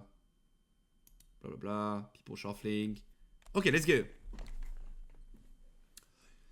Let's go. So we have seed 2 versus seed 4. So these two people also ranked pretty high in rounds. Draven versus Draven. We could have a debate on like, is Draven the problem? I feel like Draven is good, but is also shining because it's early days of the format and is an aggro deck. So I want to wait a bit before like putting on like the alarm or whatever you want. I'm not certain Draven is a problem. I'm thinking Draven is good and he seems better than he actually is because of the way the format is right now. So we're going to start. Can you guys see properly? No, because I'm here. Where should I put my... I should probably be here, right? Or here, because the guy on the bottom is the guy winning. So might as well stay here. And then you can see the board. Maybe I should be a tiny bit smaller so I don't crop on the board. Great. By the way, this event was hosted by Runes League, so feel free to go drop them a follow if you want to see more Riftbound events, because I think they're running several streams. So let's see. Let's see what happens in that game. So turn 1, Gianluca is playing the stack deck. Can we see what he's stacking? No, we can't really. It's out of the camera, but he seems to know what he's looking for. By the way, this is 1.5 times speed. But that guy is like super fast IRL for this to be this fast. Okay, knows what he's looking for. Passing. Julio. Trying to draw into a turn 1, but misses on it. So he's going to pass with 3 runes open. That has to feel bad. But also Gianluca did not set up an early board because of that stack deck. So it kind of feels okay-ish. Battlefields-wide, we did not talk about battlefields, but we have the zone, which is going to lead us to be able to scrap Ip and stuff. So that's pretty good for Gianluca. Whereas I feel like Julio, if he's not on the Miracle deck, he probably does not have the scrap Ips in his list. So this is straight up an advantage for Gianluca. Whereas that Reverse Row is probably good for both players. And especially for Gianluca if he's starting. So I believe this is Gianluca's battlefield and this is Julio's battlefields. Most likely. But this is pretty good for both players. So I feel like, yeah, Gianluca is in a good spot battlefield-wise. Thank you for the follow, Micham. Welcome home, brother. Hope you're having a great day. Draven going to see play on 4. And Julio is going to be able to do the same. Interesting that Julio decides to do this because not every Draven list has been running Falling Star as of late. But if Gianluca has access to Falling Star now and decides to blast that Draven and conquer, he has such a big template. It's kind of crazy, but maybe he just does not have another option. We saw that he passed on turn 1, so probably does not have another option straight up. Draven going to conquer the Warren. Like, this guy is super fast. What the fuck?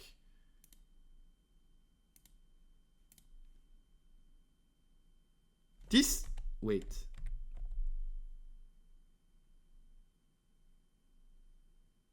Or was it bugged? Maybe the speed was bugged, no?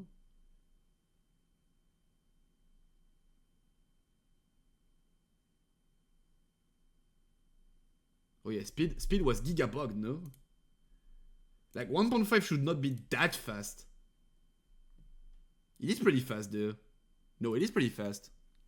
Let's go maybe 1.25. 1.25. Here we go.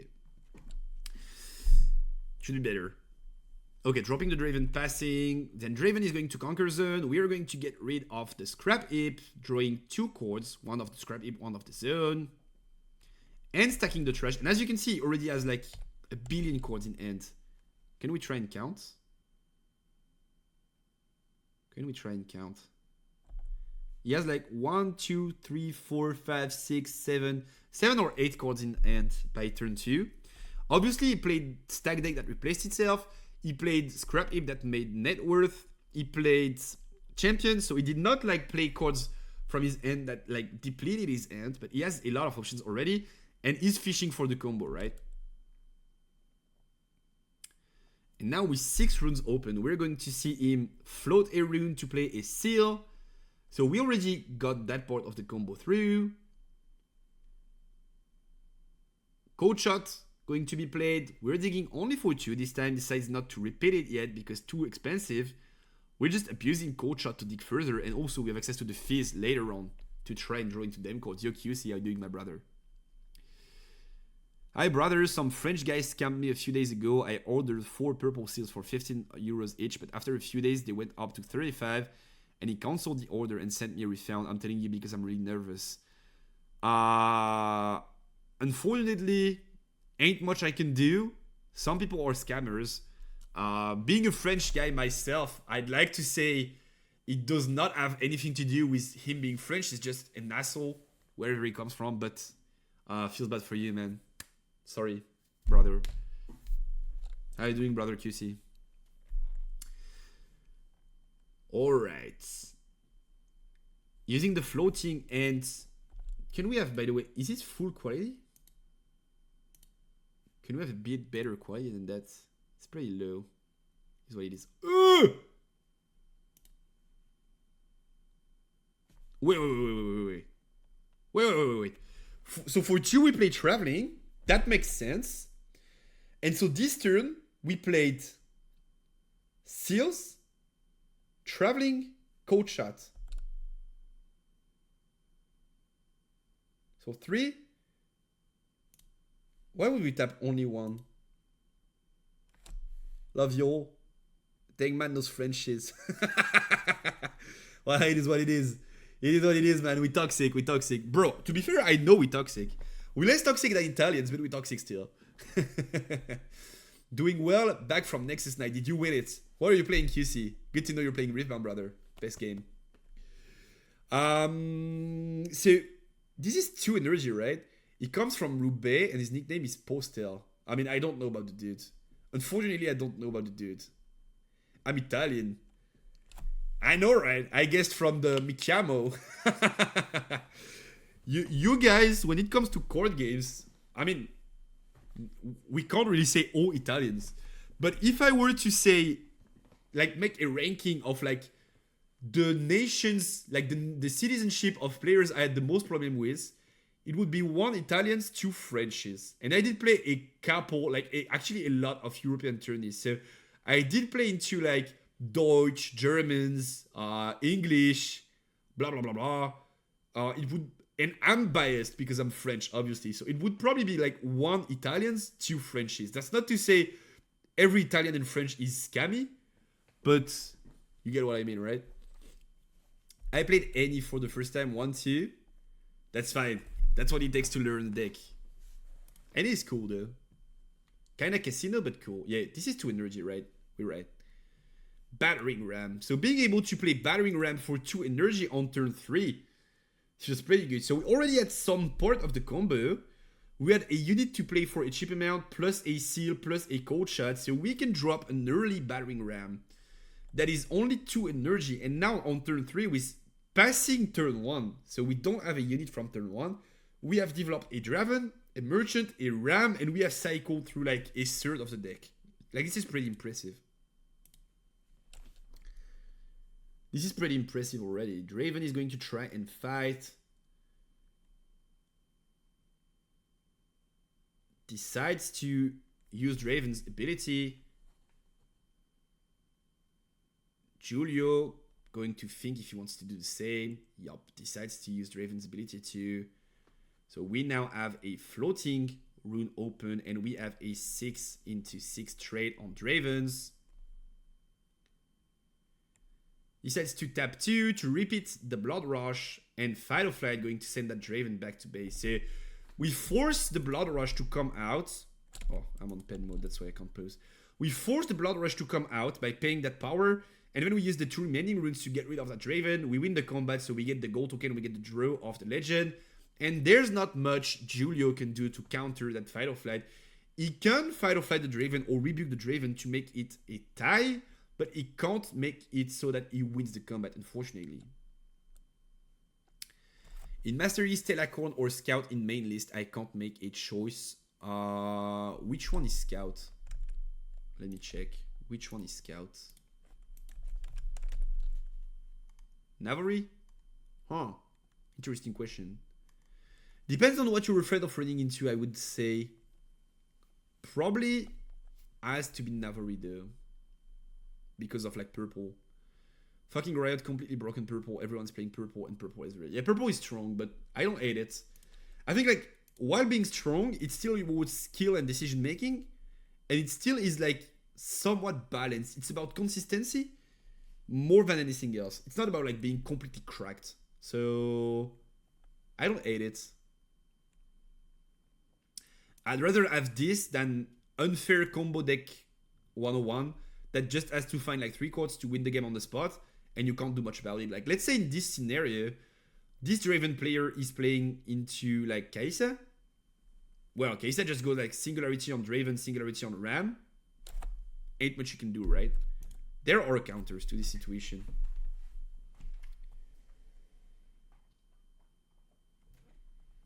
Okay. Darius going to see play. Find a trade in Draven. They forgot about the gold token, I feel like. Didn't they? They drew off the Draven, I feel like. But I think they forgot about the gold token. Winning that fight. Darius is going to allow Draven to draw a card.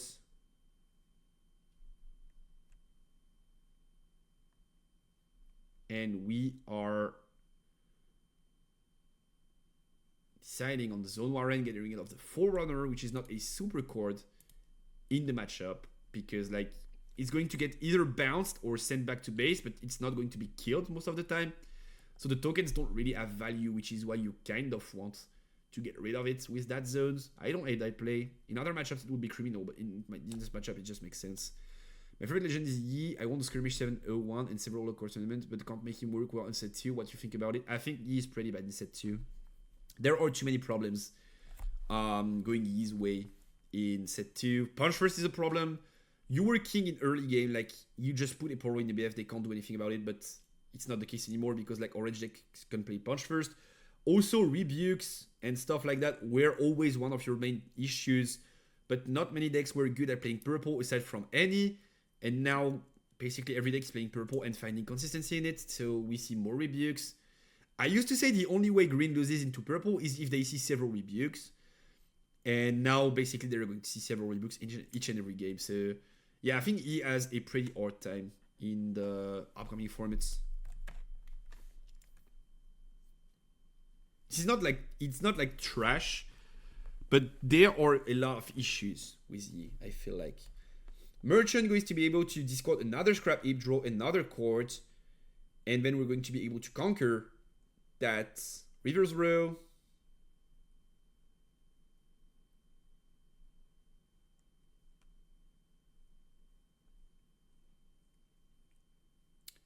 And then we're going to send a ram into that Darius. Looking for a trade. We decide not to buff. Maybe we don't have the opportunity to. Maybe we don't want to. And now we have a lot of cards in the trash. So maybe we can consider a Rasha play with the seal already. Seal going to be tapped. Another seal going to see played. And Ezreal going to be developed. Breaking down, tapping that second seal. Yeah, you can. You're right, Moritor. Thank you so much for advertising. Yeah, I think Kai'Sa is pretty good. If you want to have my opinion on each and every legend, I can show it to you, and now then I can focus on the cast, or sort of on the analysis rather. There's a 30-minute-ish video of me talking about the format that's been released like a few days ago. We talk about like each and every deck in the format with Randy, which is a pro player, got top 64 at Houston, pretty good. Top 32, my bad, at Houston, pretty good. We talk about like each and every legend, we discuss about them, but this is an edited version. If you want like the entire version, which is like 2 hours plus, you can just go to the description and then you have the entire talk about like everything that we have to say regarding this format. So feel free to check that if you want to have my like opinion on each and every legend of the set. But yeah, I think Kai'Sa is still pretty good. And thank you, Moritor, for the advertising. So as we're going to see play, we are getting rid of a merchant, drawing 2 cards, still trying to align the pieces of the puzzle. Cold shot going to be repeated because of the Ezreal. We can make it 3 now. Looking at 2 cards, pinking 1, doing the exact same. So another way to make card advantage. NP, you the goat, you the goat. And then we seem to be thinking, but we played Seal, we played Cold Shot, we played Ezreal. So this makes for 3 cards. Are we looking for another Ram play? Potentially, right? This could be another Ram. This is a Merchant. So Merchant makes it 4 cards, and then we are able to develop a Ram in the base and pass. So once again, developing a lot of stuff with not so many runes. What a strong opener on Gianluca's side. First, we were able to develop a pretty strong board on turn 3, and now we develop an even better one on turn 4. That being said, once again, if you play into Kai'Sa and they have something like Rain is like broken in that board. You just go like trade, then 1, 2, 3 pings, 1 ping, 2 pings, you clear everything. So it's not like you can't counter this deck. Like, you technically could very well counter this deck and this board, but it's about like, what are you playing to play into it? But Kai'Sa seems like a fairly decent answer still. Draven going to be able to win combats into that reverse row, generating that gold token. Once again, usually the format looks like rock, paper, scissors. As in like Kai'Sa beats Draven. Draven beats Irelia beats Kai'Sa. I still feel like Kai'Sa has a decent shot at beating that board. And you are most likely full tap and have no answers, also no deflect unit. Yup, exactly. And I don't think he plays the gears, right? It does not play the axes. No, it does not play the axes. Probably to make room for other stuff. So one of the bigger problems for Kai'Sa is the axes in the matchup. Because like, you go Singularity to do 6, they go axes, their Draven becomes 7. All of a sudden it's a problem. But in this scenario, if they don't play the axes in the Miracle build, like it's very free to just use Rain, Singus and stuff and like clear their boards, I feel like. So for 6 on Julio's side, we're going to play a Draven and a Zealous, and we're going to pass using our ability to generate gold with Draven to set up for next turn. We have a strong trash on Gianluca's side though, and we also have a strong base setup, so we definitely have options when it comes to retaking them battlefields. We could already cycle 2 cards with like Merchant going in zone, the When I Move and the When I Conquer stuff. Pay 3. Rights going to see play. Tap a seal to equip the rights to the ram. So now that ram is 7 mites, and whenever it conquers and or holds, we can replay a unit from the trash paying its cost. So we can replay rams that are technically free, quote unquote, free-ish. And we can also replay the Rashas and the Dravens and stuff. So thinking of what we want to equip. We are not equipping to that ram yet.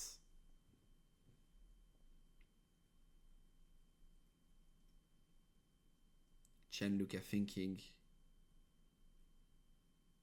Yeah, pay that seal.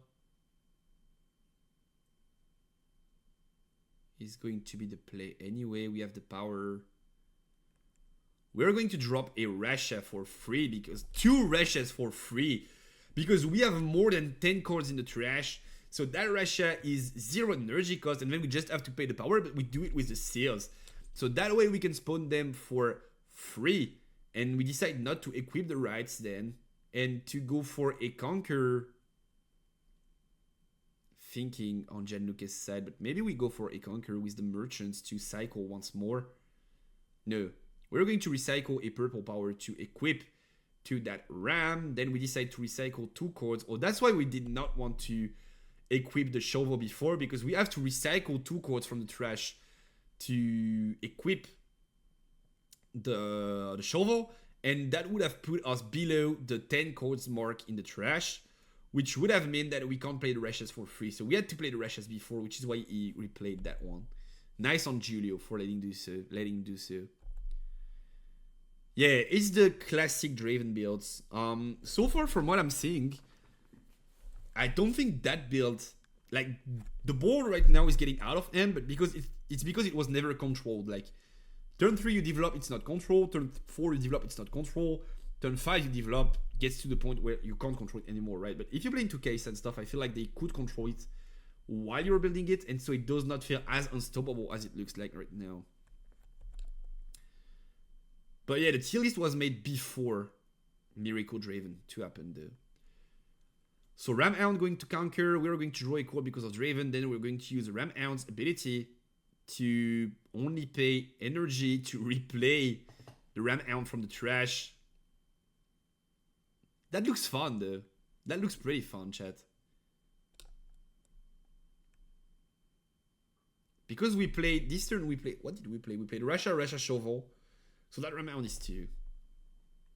And now if we have another Ram Hound, it's 1. Because we played 4 cards this turn because of the Ram Hound again. Ooh, laggy. This build is probably strong. I tend to agree that this build is strong, but it does not feel like it does not have any counter, especially into removal. So we're going to go for the, when I move this card 1 draw 1, then for the zone, this card 1 draw 1. We're discarding the second seal. We only need 2 of these apparently. So we play 3 for consistency, but we only need 2 of these. Then we are playing Zealous in there, recycling to hide the chords. And we are completely set up there with a Ram Hound, with a Shovel, and a Zealous, and an hidden chord. So we want to establish that presence in there. Most likely because the Shovel is when you conquer or when you hold, you can play a unit for free. And so having access to that Zealous to push them back, having access to that hidden chord, which is most likely a fight or flight to push them back, and having access to that Shovel is going to allow us to replay something from the trash at the beginning of next turn. Maybe a Nezreal. I don't think we have Nezreal in trash. Maybe the Draven champion that we lost last turn. There are a lot of options that we could find here of the Shovel. Against non-removal decks, it seems really fun for you, but not your opponent. Yeah, against non-removal decks, it feels super strong.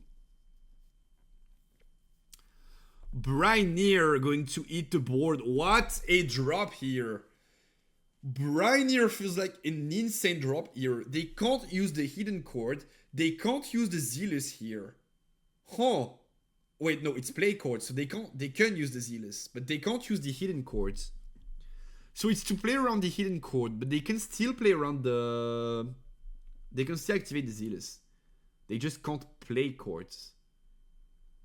Brynir going to eat the table.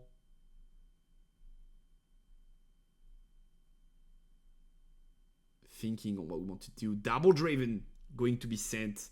Zealous going to move 1 Draven back. Decides not to use the rivers. So once again, we are pretty set on trying to hold and use that ability. Pay a gold to activate the Draven's ability, making it 6 might. And using the axes to deal with that battering ram. So that Draven is bigger. We are able to get that gold token back. We are able to draw a chord, and we managed to get a hold of that reverse rule once again with a pretty big Draven. This Draven is 7 might, and it can go up to 9 whenever we pay with the ability. Also with draw 1 of the legend. So this is a pretty good turn. We forced the hidden chord. That was a fight or flight that was not able to be used. We broke the Zealous, and we still managed to get a hold. Oh, sorry, a conquer. Stack deck going to see play, looking for the top 3 chords of the deck. Digging for options. They still have like Rasha Ram in base. So like they still have a huge threat lying around. And they can still Shovel equipped to something and then replay the Ram that we just killed. So we have to do more than that to be able to be satisfied with the removal. But we are not falling too far behind at the very least. We also are developing quite some board with the double Draven and the Brynir lying around. Do we want to trade with the Zealous here? Seems to be the question. And Zealous is going to trade in the Traveling Merchants. And that's going to be a pass on Julio's side. Interesting decision here. So do we have another combo turn, or are we looking for more of a setup turn? We still have the Shovel and the Ram potentially available. Stack deck going to see play. We are fishing for more options. Probably we want to go for something like a lot of setup and then redrop that Ram, I feel like. So Merchant going to discard the chord. Draw 1. Then Warren's going to discard the Scrap Heap. Draw 2. We have so many tools. It's crazy. We have access to so many chords. Like the consistency, one thing I will agree on is that the consistency definitely feels over the top. I don't hate it, because I feel like if both players are on this deck, the more skilled player is going to win most of the time. I don't hate it, but the consistency definitely feels like over the top. And now we are thinking on Gianluca's side. Could drop an Ezreal here. Equip the Shovel to the Ezreal this time. Okay, interesting decision. Why the Ezreal? The recycling the Fight or Flight and the Ram. So we decide not to replay the Ram. Okay, interesting. I mean, we don't have so many cores left in the deck, so we're probably going to see these once again. Using Ezreal and the Ram to try and push over the Draven. Draven is going to go back to base.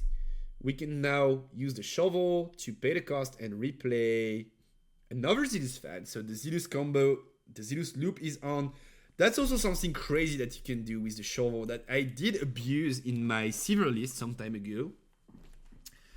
But the Zealous shovel combo is just crazy.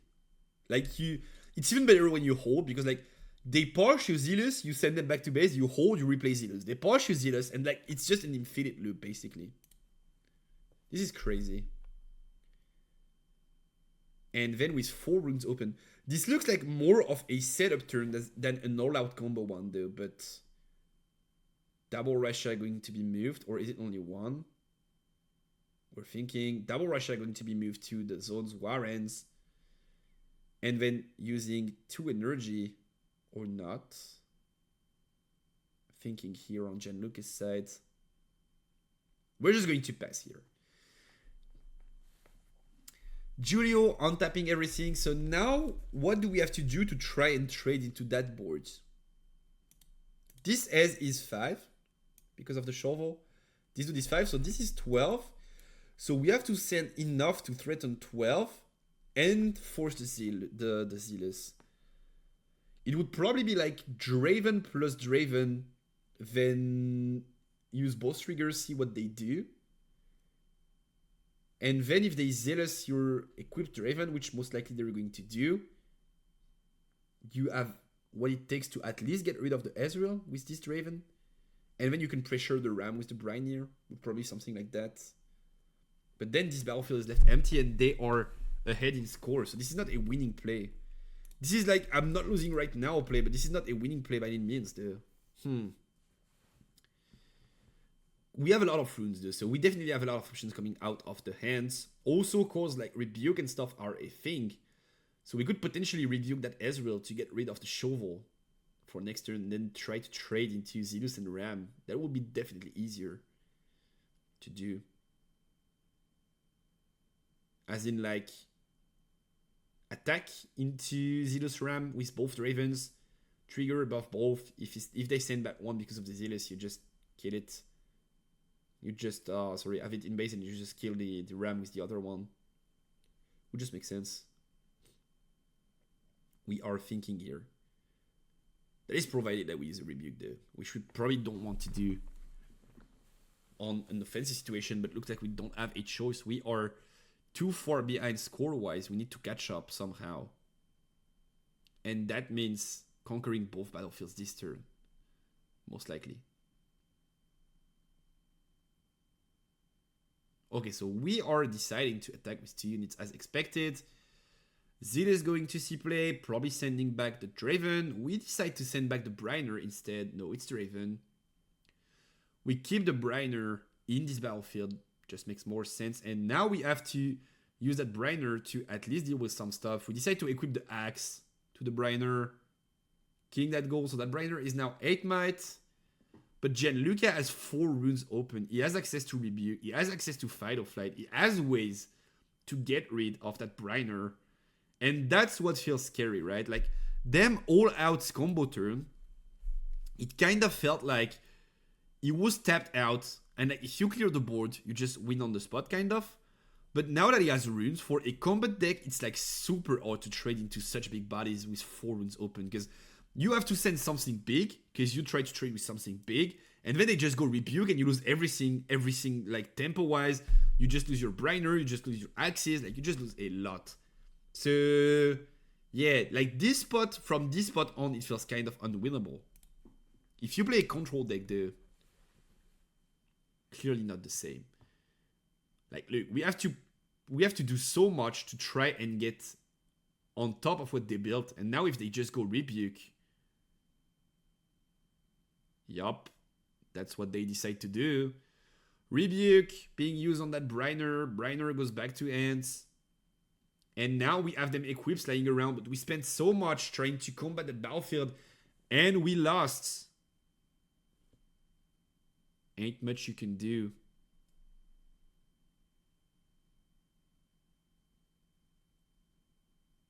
Okay, we're going to float 2 to equip that Draven to the moon. Fight or Flight. Oh no, it's another Rebuke. And it's GG's. Not much Julio could do there. Double rebuke for the win.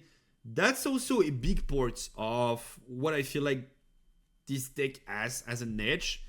The fact that you can stack the board is definitely an edge, but the fact that you can dig so much and look for all copies of rebuke, all copies of fight or flight is pretty good, because like we clearly did see that Gianluca did cycle way more than Julio did, and the ability to find them rebukes really did matter in that final turn. It's true that what my feeling on the Draven mirrors for playing them was like it gets kind of skilled because like both players draw so much that they have access to all of the toolbox, and so they see the purple spells, and it really becomes about like who's more skilled at using them. But if this like kind of balance, this kind of like balance becomes unfair for one of or the other player, as in like they see so many more cards than you do that they're going to see the rebukes when you can't, then probably it kind of feels unfair, right? Because like you feel like they every time have rebuke and stuff, and like they draw everything they need, but it's just not luck. It's just like they look for it, they dig for it. If you have the same weapons as your opponent, the better one wins, but here there is so much more difference. Yeah, exactly. There is so much difference in what the decks do that I feel like it is kinda unfair for Julia. Not necessarily because like this deck is super giga cracked and this one is not. I think both decks are good. I think Julio would probably have a better time into removal matchups because of the equips and stuff. And Gianluca has a better time into Draven matchups. So it's sort of a meta call. As in like there's going to be a lot of Draven in top cut, I'm going to smash them. But then I think like into control he could have a tough time. Having your board cleared kinda makes Shovel inefficient. Kinda makes like your stacking abilities way worse. Kinda makes your cold shot expensive if you don't have Ezreal to back them up. I feel like there's definitely ways to try and beat that deck. But it's interesting to see these new strategies emerge. And I think if you're considering a field of like a lot of Dravens and a lot of Irelias, this is probably a super strong deck in the field. This is probably super good in the field. But if this becomes popular, you will have Earth Eat Ear. Sorry, I'm getting tired. You'll have Earth Eat Ear first. If this becomes popular, Kai'Sa is going to become a dominant force in the metagame and win some events just because it shits on every Miracle Draven list around. Like, I feel like in this game, if I just go Singularity Rain, they can't win the game anymore. Which is not a problem in Kai'Sa, right? You can consistently do that. You have the tools to do so.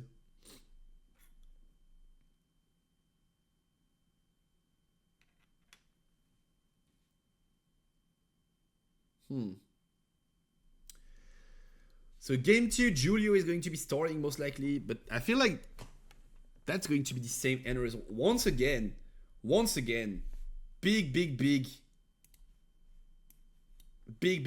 advantage. As in like, they have the minefield, which provides value for them. The Reshes, the Fizzes, the Scrap Apes, blah blah blah. Like, you can just like mill so many cards and stack the trash. Does not work with Scrap Ape, but like you can get rid of them cards. On the other side, we have the Horde, which I like in Draven. I think Horde is a good battlefield in Draven, but that is also good for Gianluca. So like, once again, Gianluca has 2 good battlefields, whereas Julio only has 1 going his way. So that's also something pretty important when you think about it. All bargain is a chord. Yeah, but like the turns they set up the combo, they are completely tapped. Like, it was completely tapped for like 3 straight turns. Then he had a board and he started chilling. But he was like completely tapped before. So I don't think like this matters so much. Also, if he keeps runes open for the bargain, he probably does not combo. Because like combo still need resources in the early to mid game. So I feel like you can't really play around bargain. Like play bargain, sorry, in the mid game with this list. Or at least game 1 he could not. And it seemed like he had a pretty strong opener, like the seals and stuff. He was able to combo on turn 2 and 3, I believe. But he was completely tapped each and every turn. before starting the turn with like Ram, Rasha, Ezreal, Merchant in base. And then, of course, he did not need to tap out because he did not need to play units.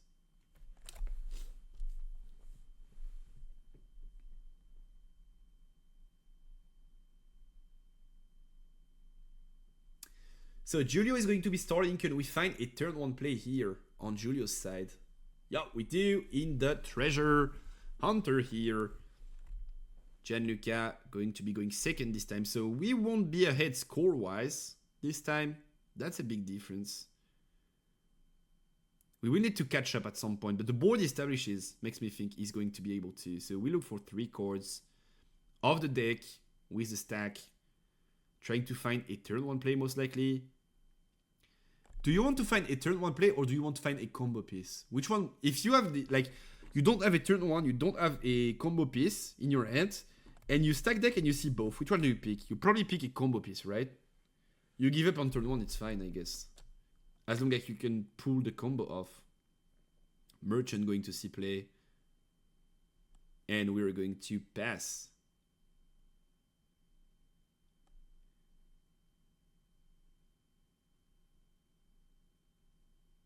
These guys are chatting together.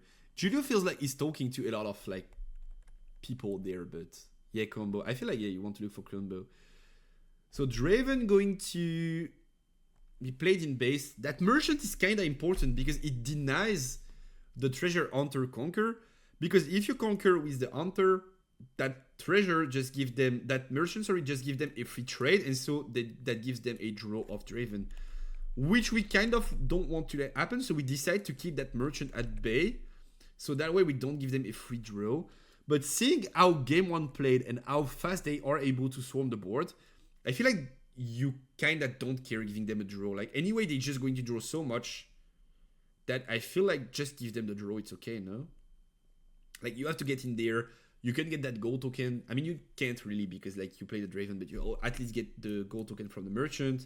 You get that point lead. Then you force the Merchant to come here. So next turn, you have the Draven that can trade into it and force stuff too. I feel like this is a... Like, giving them a draw is something that feels acceptable if the sequence of event that follows is you get your G, your gold, because of this. Then they trade into it, they draw 1. So +1 in hand. But then you go in there, you force a fight, you get a second gold and a draw 1. I feel like if that's the sequence of event, it's good. And if you force them to keep like 2 runes open to play something like a FOF, it's also decent. And also you score a point. So probably I would have tried and conquered here following game 1. But that's probably adaptation though. That's probably like, usually in the Draven matchup, you want it to not conquer with the Hunter. But in this specific iteration of the Draven matchup, you kind of want to conquer because the score is so important. So Draven developed on both sides. And Gianluca passing here. Julio thinking about it, but most likely now we need to get in motion with that Merchant. Basically what happened is that we just gave them a free turn, sort of, to set up.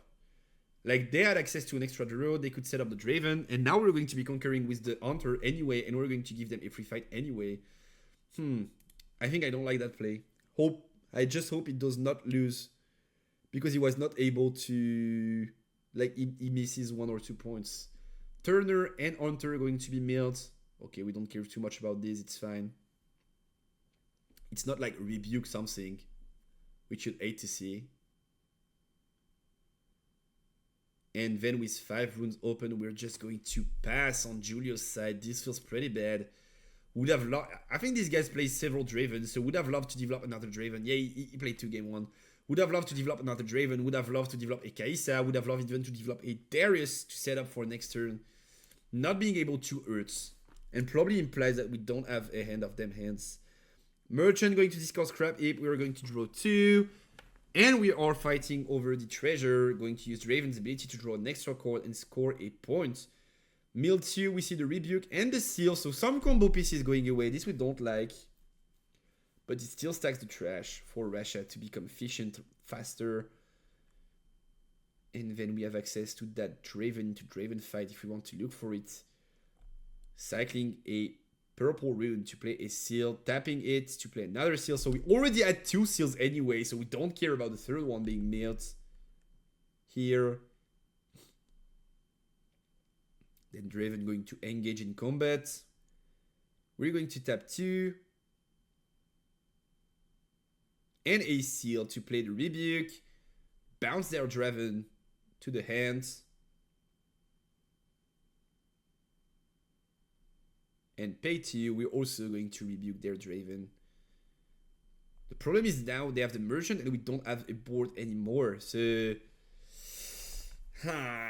whereas if we did the play that I was talking about, as in like Hunter, then merchant contested, then Draven contested, we killed the merchant, we got rid of it last turn. So we don't have that problem. Like they attack with Draven, they rebuke us, we rebuke them, both boards are clear. Whereas now they have the merchant, and that's a problem because they're going to be able to match us score-wise if we don't have an accelerate there.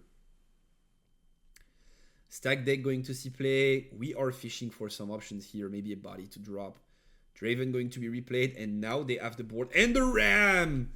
And the Ram going to hit the board here. And Julio, you guys can't see Julio's face, but look at Julio's face. The Ram here is so clutch.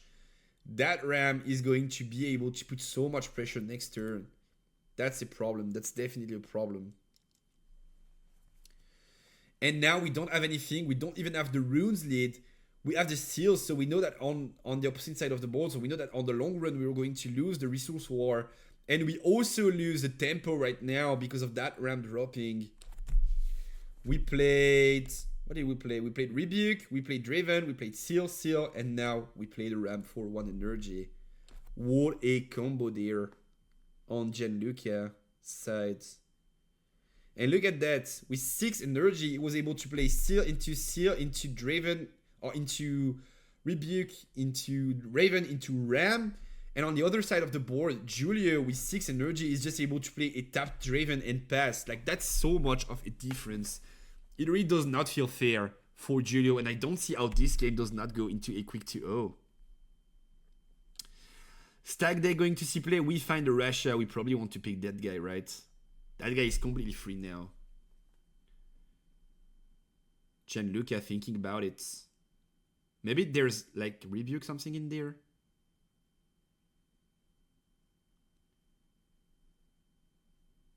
Tapping T, we're going to develop... Oh no, we're just going to outcast a cold shot. Repeat it. Now we find another Ram.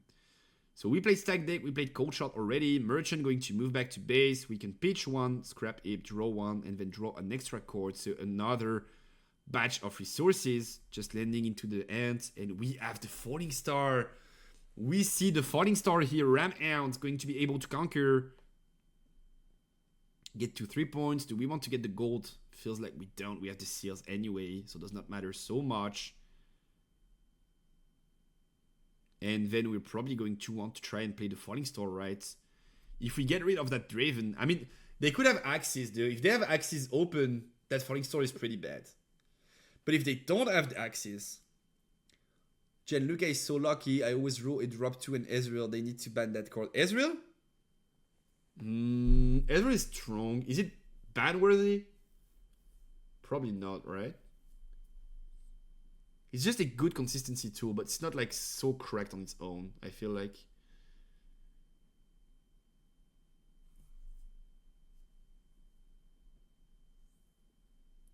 Draw Scry 2 and draw 1 2 time. Oh, cold shot? Yeah, cold shot is strong. Cold shot is strong. I do agree with cold shot being top of the pop. I really think cold shot is a strong card. So digging more, then tapping another energy to play a 1 energy Ram out, another one of these. What did we play this turn? We played stack, cold, and maybe another code that I don't remember. And then it is a pass. We still have that Draven live and well on Julio's side of the board, but it is down. We are behind points-wise. Draven going to pop a gold to get over that Ram out. We are going to see a fight or flight be activated here. And that's why it feels so comfortable being in the late when you're playing Draven, because you can just keep runes open and then they know they have to come crashing into a spell that's just going to send them back. Ezreal is the problem, in my opinion. It makes Cold Shot too good. Cold Shot without Ezreal is not anywhere as strong. If we were to look for a problem in the combination of both, I would probably say it's Ezreal, yes. But do we want to talk about problem? Like, are these cards problematic in the sense like they really do something that feels unfair? Because what they do is consistency, right? And card advantage. I feel like from a game design perspective, it's fine. It's just a bit too above average compared to what the other colors can do. But just adding consistency to a color does not feel bad. If it's the only color that can be consistent, it's a problem. But adding consistency to a color does not feel too bad, in my opinion. I mean, in the current state of the game, yes, you need to get other cards similar to. Yeah. I feel like these cards on their own are not problematic. They're just a bit too strong compared to what the competition can do. But I don't think we need to ban one of these. Like, these are fine cards. They just feel like they finally give purple an identity. Also, purple was one of the weaker colors in set ones. I personally think it was the weakest one. So seeing it shine a bit more is not bad. Also, it's a color that feels pretty skilled. Maybe if I were to like eat a card, like someone at Riot calls me and says like, we need to have a ban list, you need to pick one card and ban it, I would probably ban Rebuke. Like before anything else. Because I think like just paying 2 energy and 2 power for an absolute removal regardless of might, blah blah blah blah blah, is just like crazy strong. Whereas I feel like consistency is not the tool that gets you there, right? It's part of it, but wonder if a max end size would real miracle purple decks in. Probably not. I mean, they drop cards, so they drop cards anyway. Kitty Cat is angry because we're streaming late. It's okay, baby. I'm done after that game, don't worry.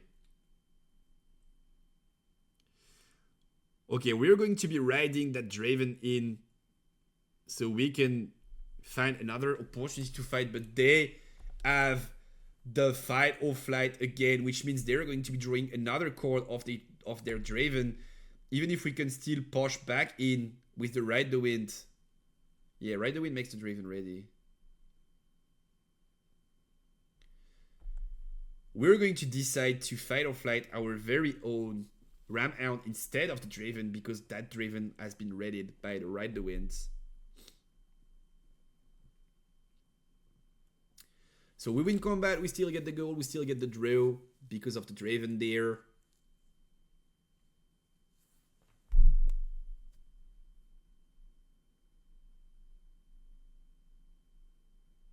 And then what are we doing? We decide to retreat that Draven back to base, not give an opportunity for combat, but score-wise, that also means that Gianluca can get to 5 points next turn, whereas we can't really do the same.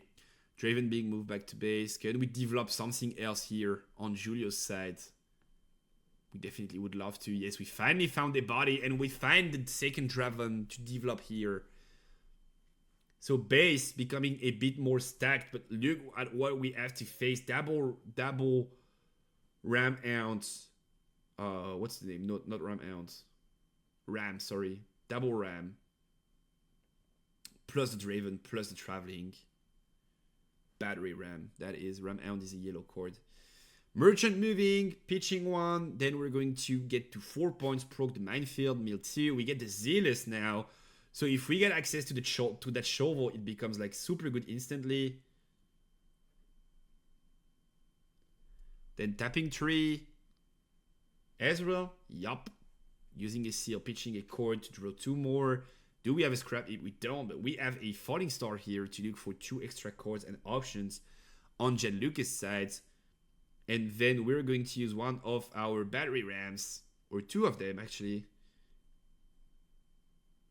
to try and get into that horde. Just one so far. 5 points. We still have a bit of a base here.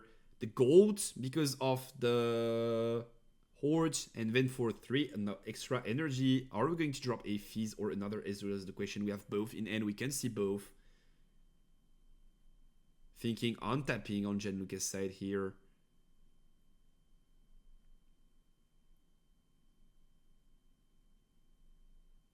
And we decide to tap them. Is it the Ezreal? It is another Ezreal. We're going to be tapping that seal. Yep, seal being tapped here. Discord the Bushwhack. And then Ram out. No, Draven going to join Battery Ram in that battlefield. And we are going to pass here with no runes open, which means no battle tricks. We don't have hidden cords. We could potentially cold shot, because cold shot is an action. But aside from that, we know basically everything that's going to happen. If we can push through it on Julio's side, we could get to that 5 points threshold once again. Hunter going to, Draven going to deal with the merchant, get the gold, get the draw, mill 2 cords, 1 Kaisa and 1 Fight Flight being milled on Julio's side. Minefield is not optional, so you have to mill them cords. He probably would have loved to draw into that Kaisa. Oh, interesting option here, deciding to use that piercing light to deal with Draven and one of the Ezreals in base, repeating it and paying the other power with the gold. So now we are able to make sure that our very own Draven, paying the power for its ability, goes over that Ram out, and we are able to win combat once again, draw an extra cord, generate an extra gold token to... Do we want to pay the energy of the hordes to have a third gold token is the question. And we are thinking on Julio's side here. Pretty interesting once again to see that he's still able to match that mid game. We decide not to get that gold, but we decide to recycle another rune to add a cord there with the Draven in the minefield. And we are passing with 6 runes open. And what we can see is a Rebuke and a Longsword at the very least.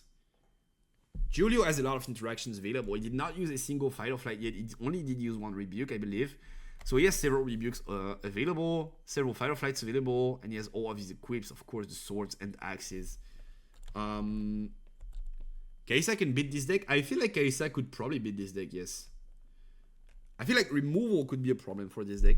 My expectation would be that if this deck performs and becomes the norm in Top Cut, most likely Kaisa is going to have great runs, facing a lot of Miracle Dravens. Fizz going to see play. What are we fishing for? Bushwhack. Okay, so we want to make our units enter ready. We are also generating a gold here. And now every unit that we play this turn is going to be able to enter ready. Control Victor. Sorry. Control Victor is kind of different because he's not like super good at removing several targets. He's like very good at removing big targets one at a time. So I feel like Control Victor could have a tough time because if they decide to hold cards in hand and then develop like 4 units all of a sudden, you might very well be swarmed already and not be able to come back. Like this basically disables your calls the weekend stuff. Fizz again. What are we looking for? This time we're looking for the Rebuke. Recycling 2 purple power to deal with that Draven that is in the battlefield with the hidden cord. If this hidden cord is a Fight or Flight, we definitely want to activate it now. So that way we can dodge the Rebuke, because Rebuke is only at the battlefields. And that's going to be the case. We're using the Fight or Flight to bring the Draven back to the base. So that way we're able to dodge that Rebuke, sort of. Then Fizz is going to be able to conquer that minefield. We get to 6 points. We're going to mill 2 extra cords. Switcheroo and Treasure Hunter, we don't mind.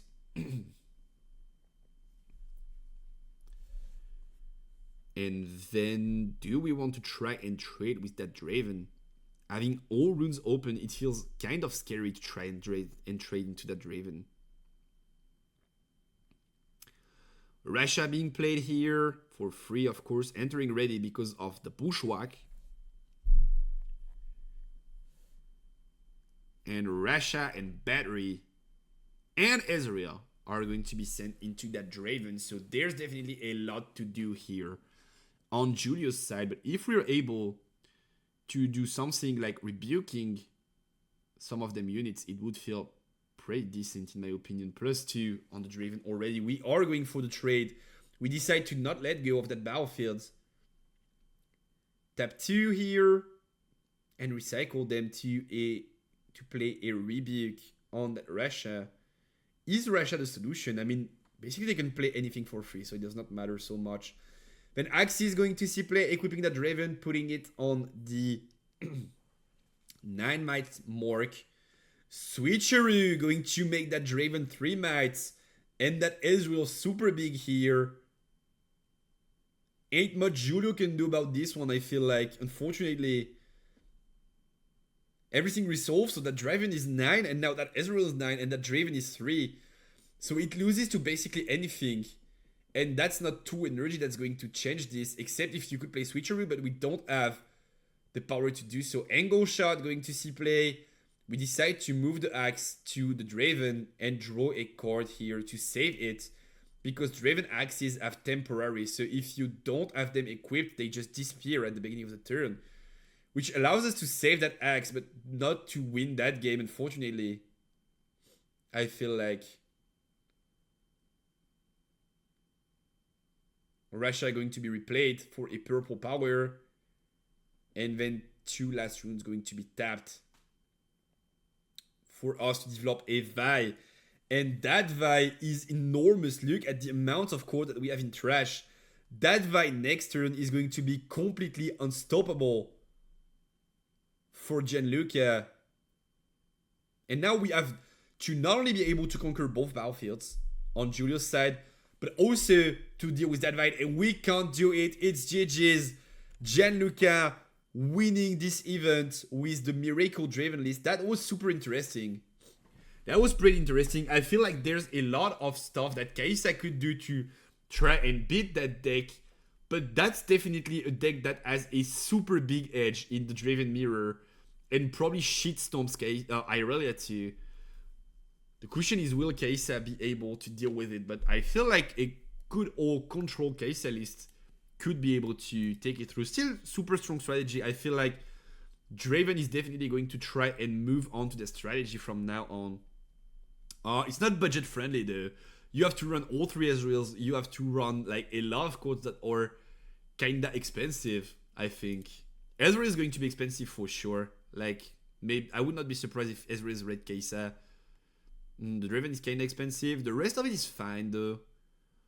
Seals are going to be some money too, I feel like. They posted top 8 lists on their IG. Can we look at them? We can look at them if we want to. I think it's here too. Ain't it? Or I believe it's somewhere around here. Let me just pull up a Chrome thingy. Because for some reason Opera decides not to work with Rift decks. So it's Victor, probably control, right? Unitless, yeah, kind of. We have the brokers for the gold, but aside from that, it's unitless Victor. ID being to stabilize the access to gold for Jace to be able to pull up the Vanguards. Can you pass the link? Yes, sir. You get. So unitless Victor, not much to say about that one. We know about that one already. Kai'Sa. Interesting to see that Kai'Sa did make it to top 8, but did not end up performing in such a format. We have the mech Kai'Sa. I like that list. With the jammers, we have the 3 runners, we have the rain, we have the surge, we have the 2 piercing lights. I really do love that list. I feel like that list is close to what I would play if I was playing Kai'Sa. All of the mechs lineup, the 2 Dariuses, the 1 Kai'Sa. Maybe there's a few tweaks to make here and there. Ideally, we want to play some Singularity, I feel like. Maybe 2 of them in the main. But I really do like that list. I think that list is super interesting. And we have the, maybe we're over the cliffs or something, but I really think that list is interesting and could be some sort of an answer to that miracle build. But I might be wrong. Yi is interesting too. GA Triforce Zonia, Runner, triple charm, triple defy, triple engo, triple punch, discipline, twonk. And Snapvine. I mean, Snapvine is good versus Draven. It's not good versus Irelia. It's probably not so good versus Kaisa either. Interesting to see Snapvine in this list. I think Yi is not going to be super good in set 2. I think having to resort to play cards like Triforce and stuff is super shit. But probably you can scam some games with the Runner and the Snapvine and like the GAs and stuff, and they can never get rid of the Runner, and you just pump them to oblivion with the like, I can kind of see how this deck wins. I just think, one, it's not consistent enough. 2, the big problems of Yi that were already here in set 1 are becoming bigger by the day, in like the purple card and stuff. 3, Yi has new problems in the punch first and stuff, that before in the early game you were the king of the world. Like you put up a polo in the battlefield, they can't do anything before like they have 6 or 7 runes. Whereas now, if you put a polo in the BF and they just have punch first, they can kill you in the early game. That's something that, like, for example, Fiora is super good at doing. Like you play Yi, you go like 2 play a Lonely Poro, 4 play an action or develop something, or play like GA Zonia, something like that, or develop Triforce. If they punch in your Poro with like punch first, they just crunch you and there's not much you can do about it. And if you have spells, and they have spells, you end up being the one losing because you pay the runes and they don't in Fiora. So I feel like Yi is not even the better orange deck so far in the format. Like orange combat deck, which is a problem. But congrats to him for making it to top 8 though. And then we have like Draven, right? Or there's several Miracle is the only thing I'm interested in, because aside from that, I feel like the standard Draven list is pretty much resolved, at least to the extent that we know about now these days, and from the text we know about. I like running the Runner in there. I like running the Runners and the Briniers. I feel like you have to. What do we have here? Yeah, just very standard Draven lists. And then we have the Miracle that got first place. Not so many, if not to say not any, Draven out there that play the Miracle list, right? Oh, Draven combo in top 16. Is that the same list? Yeah, it's the same list. Okay, so there were indeed several players on the Miracle list. I believe this is Cal 4 core, the same list.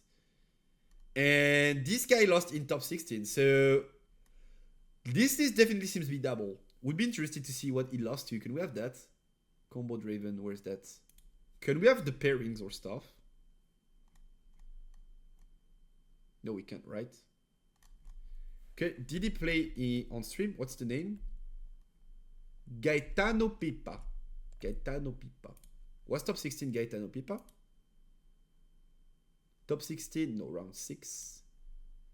Round 8. Top 16. It's not Gaetano Pipa, so we can't know what he lost into. How is that mastery in top 8? What the fuck? That's an interesting question. Probably a mix of like him having spicy techs, plus people not knowing too well how to play around Ring Runner, plus him having the experience of playing mastery from previous set, while other players are like not familiar with their deck yet. And so like he has an advantage of all of that combined, plus probably a good run, because I feel like mastery is not very good in set 2. He's very like far down in the tier list in my opinion, and I'm not going to change my opinion because it got top 8. So that's about it for the Miracle Draven review. If I feel like I said what I had to say already about it, but I feel like this is a pretty interesting deck. This feels pretty skilled. I think if more players get onto the trend of trying that deck, we're going to see some pretty cool games being played on stream. If you like interaction, that's definitely a deck that you want to have to keep your eye on. It feels interesting. Does it feel invisible so far? Probably not. But that's something that we're going to try and have a look at. Maybe I'm going to have some gameplay stream at some point in which I try to run Kai'Sa into Draven and see if we can make it work. Still skilled, consistent, but weak removal. Yeah, that would kind of be my standpoint so far. And then I would have to try and run removal into it to see if this is actually feasible, or if like bargain and stuff become too much of a problem. But that's pretty interesting, and that whole like deck review section was pretty good. How about we try and find some reds to end that stream properly, because like it's 1:30 a.m. here. Time for me to go to bed. And time for me to find a cool red to send you off to. Terrasadon is streaming, Prismat is streaming. TNF tourney. Okay, there's a tourney. Thursday night fight. Okay. Which dude are we raiding tonight? How about we raid Terrasadon? He's always been a chill dude to raid, and he raided back last week, so let's raid Terra this time. Preparing the raids.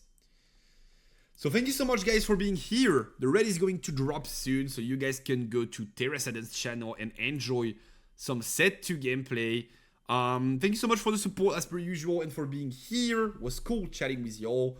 I'll see you next Wednesday for more streams. I'm probably not going to be able to pull up some gameplay streams for at least the next week. I did do it quite a few times, actually. You guys asked for it, so I tried to deliver. I'm not going to be able to do so for the next week because I'm moving to Paris this weekend to cast the Chinese regionals on a French channel. If you're a French viewer, see you on OTP this weekend and the upcoming ones for the Chinese regionals. Will be a ton of fun, and we're going to see a lot of new stuff, so that will be super sick. Hope I'll see you there. For the English viewers, see you next Wednesday. There will be edited videos on YouTube too. Feel free to drop a follow there. It's free, and you can have like all of the edited content that I produce.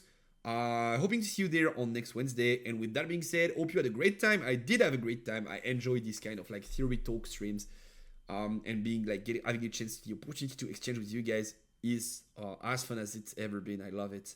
So thank you so much. See you very, very soon for next streams. Sorry, and I'm sending you off to Terrasadon. Please be nice with him. But bye, chat. Bye. See ya. Love y'all.